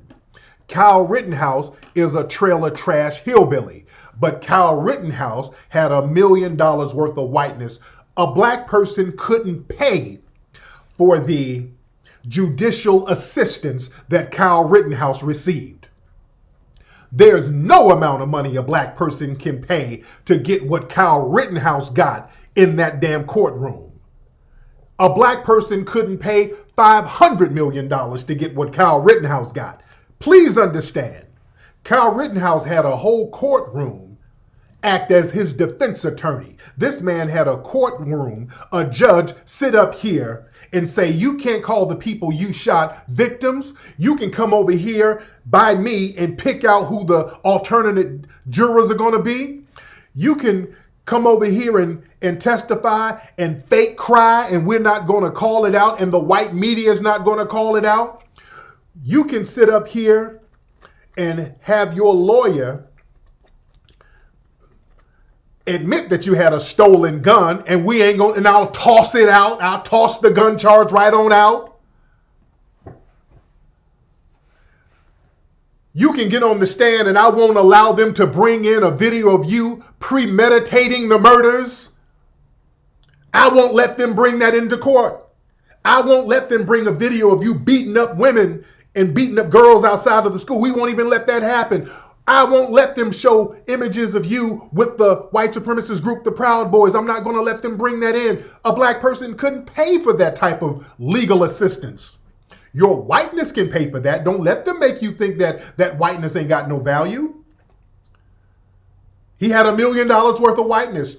He had about $20 or $30 million worth of whiteness.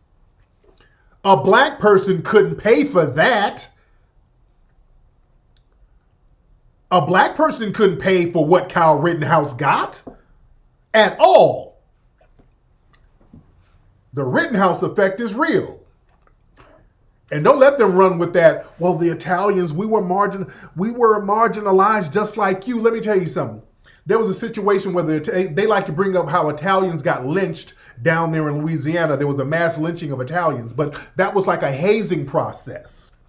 After they lynched those Italians, number one, they had to pay their families off. They had to apologize to the Italian government. So they had to make that right.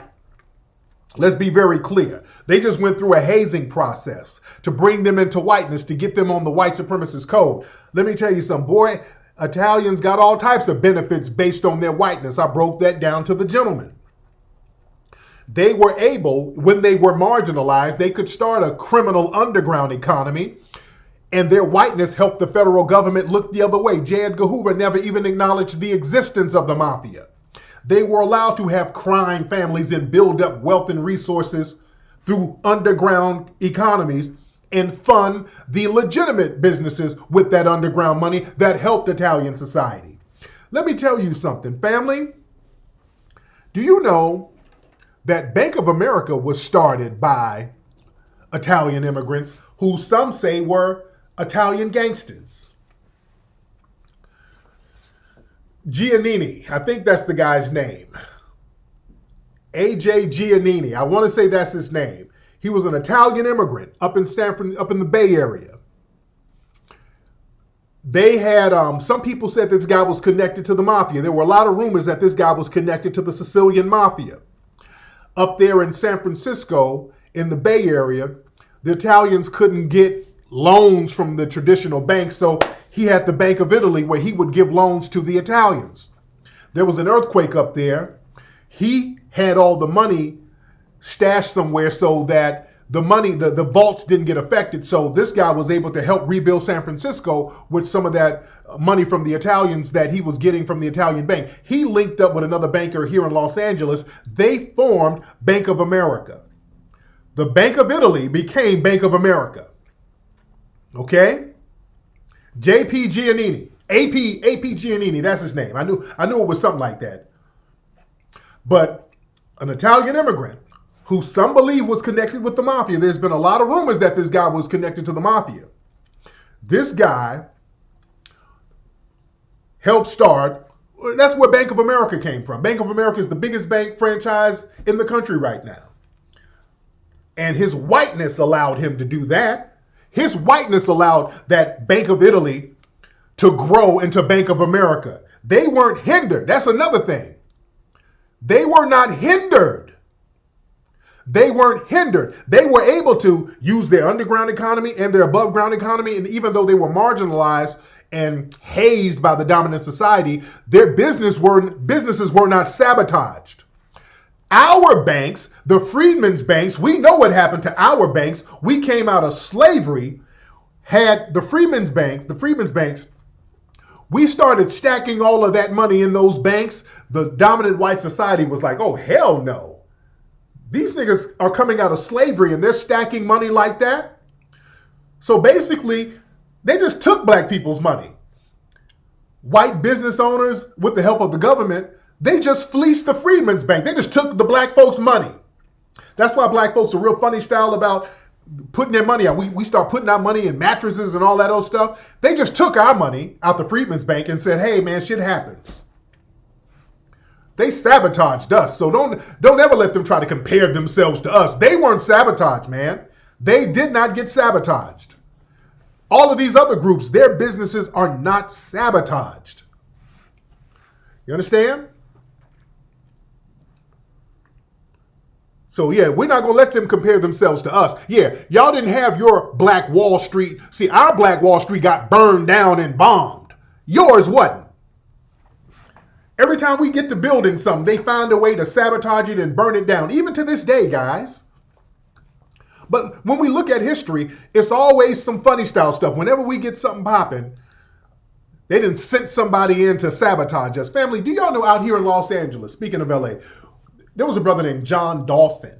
John Dolphin started a record label and a record store. This was Motown before Motown. There was a black man named John Dolphin. He had Dolphins of Hollywood. He had a record store that was on Central Avenue. Central Avenue was the hub of black society in LA. It was called Dolphins of Hollywood. And he called it Hollywood. It technically wasn't in Hollywood because in the real Hollywood, black people couldn't own businesses there. So our brother John Dolphin had a record store / radio station in on Central Avenue. And it was one of the most popular record stores in LA. Did y'all see the movie Dolomite with our good brother Eddie Murphy? Did y'all see Dolomite? Dolphins of Hollywood. Did y'all see the movie Dolomite? Well, Eddie Murphy's Dolomite on Netflix. At the beginning of the Dolomite movie, Dolomite was working in a record shop and he was on the radio. He was working at a record shop. That was Dolphin's Records where he was working. Dolomite got his start with John Dolphin. He got his start there. That was Dolphin Records. That was a hub. It was a record store that was open 24 hours a day. They had all the hot records, all the crossover records, all the black records. So white people would come down there too. So not only was he getting all the black dollars, white people, when they wanted that real soul music, they wanted that real rock and roll, they wanted the real blues, white people would go down there and get their records. So this brother was stacking major paper. So he had a record label. He was putting out artists. So this was an independent black, not only record store owner, but a record label owner. This brother was owning and controlling his joint. He had his own radio station. So this brother was making moves. So some disgruntled black artist came in there one day and shot him. They pulled a shitty cuz on him. Some people said that nigga might have been sent in there. So notice, whenever black folks, we start doing something independent, we start making big moves, all of a sudden we get a shitty cuz moment or a Sam Cooke moment where we get killed mysteriously. You understand? Yeah, so some random Negro ran up in there and shot him. Yeah, dolomite was discovered there, yeah. But I'm just saying, every time we get something popping, either the white supremacists sabotage it or they send a Negro to go in there and do the dirty work for them. Yeah? Yeah, they got a problem with us getting all that paper. Oh, did Javante Davis won? Shout out to my dude Tank. Shout out to Tank. Yeah?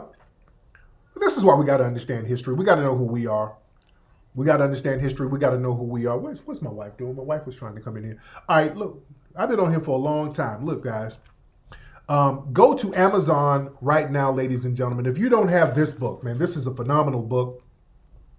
Foundational Black American Race Beta. A lot of good information in this book, ladies and gentlemen. My journey into understanding systematic racism. And boy, the white supremacists are very upset with this book. I wish I could show y'all my, hold on, let me see something. Let me see. I wish I can go on Facebook on this thing, but it's real funny style.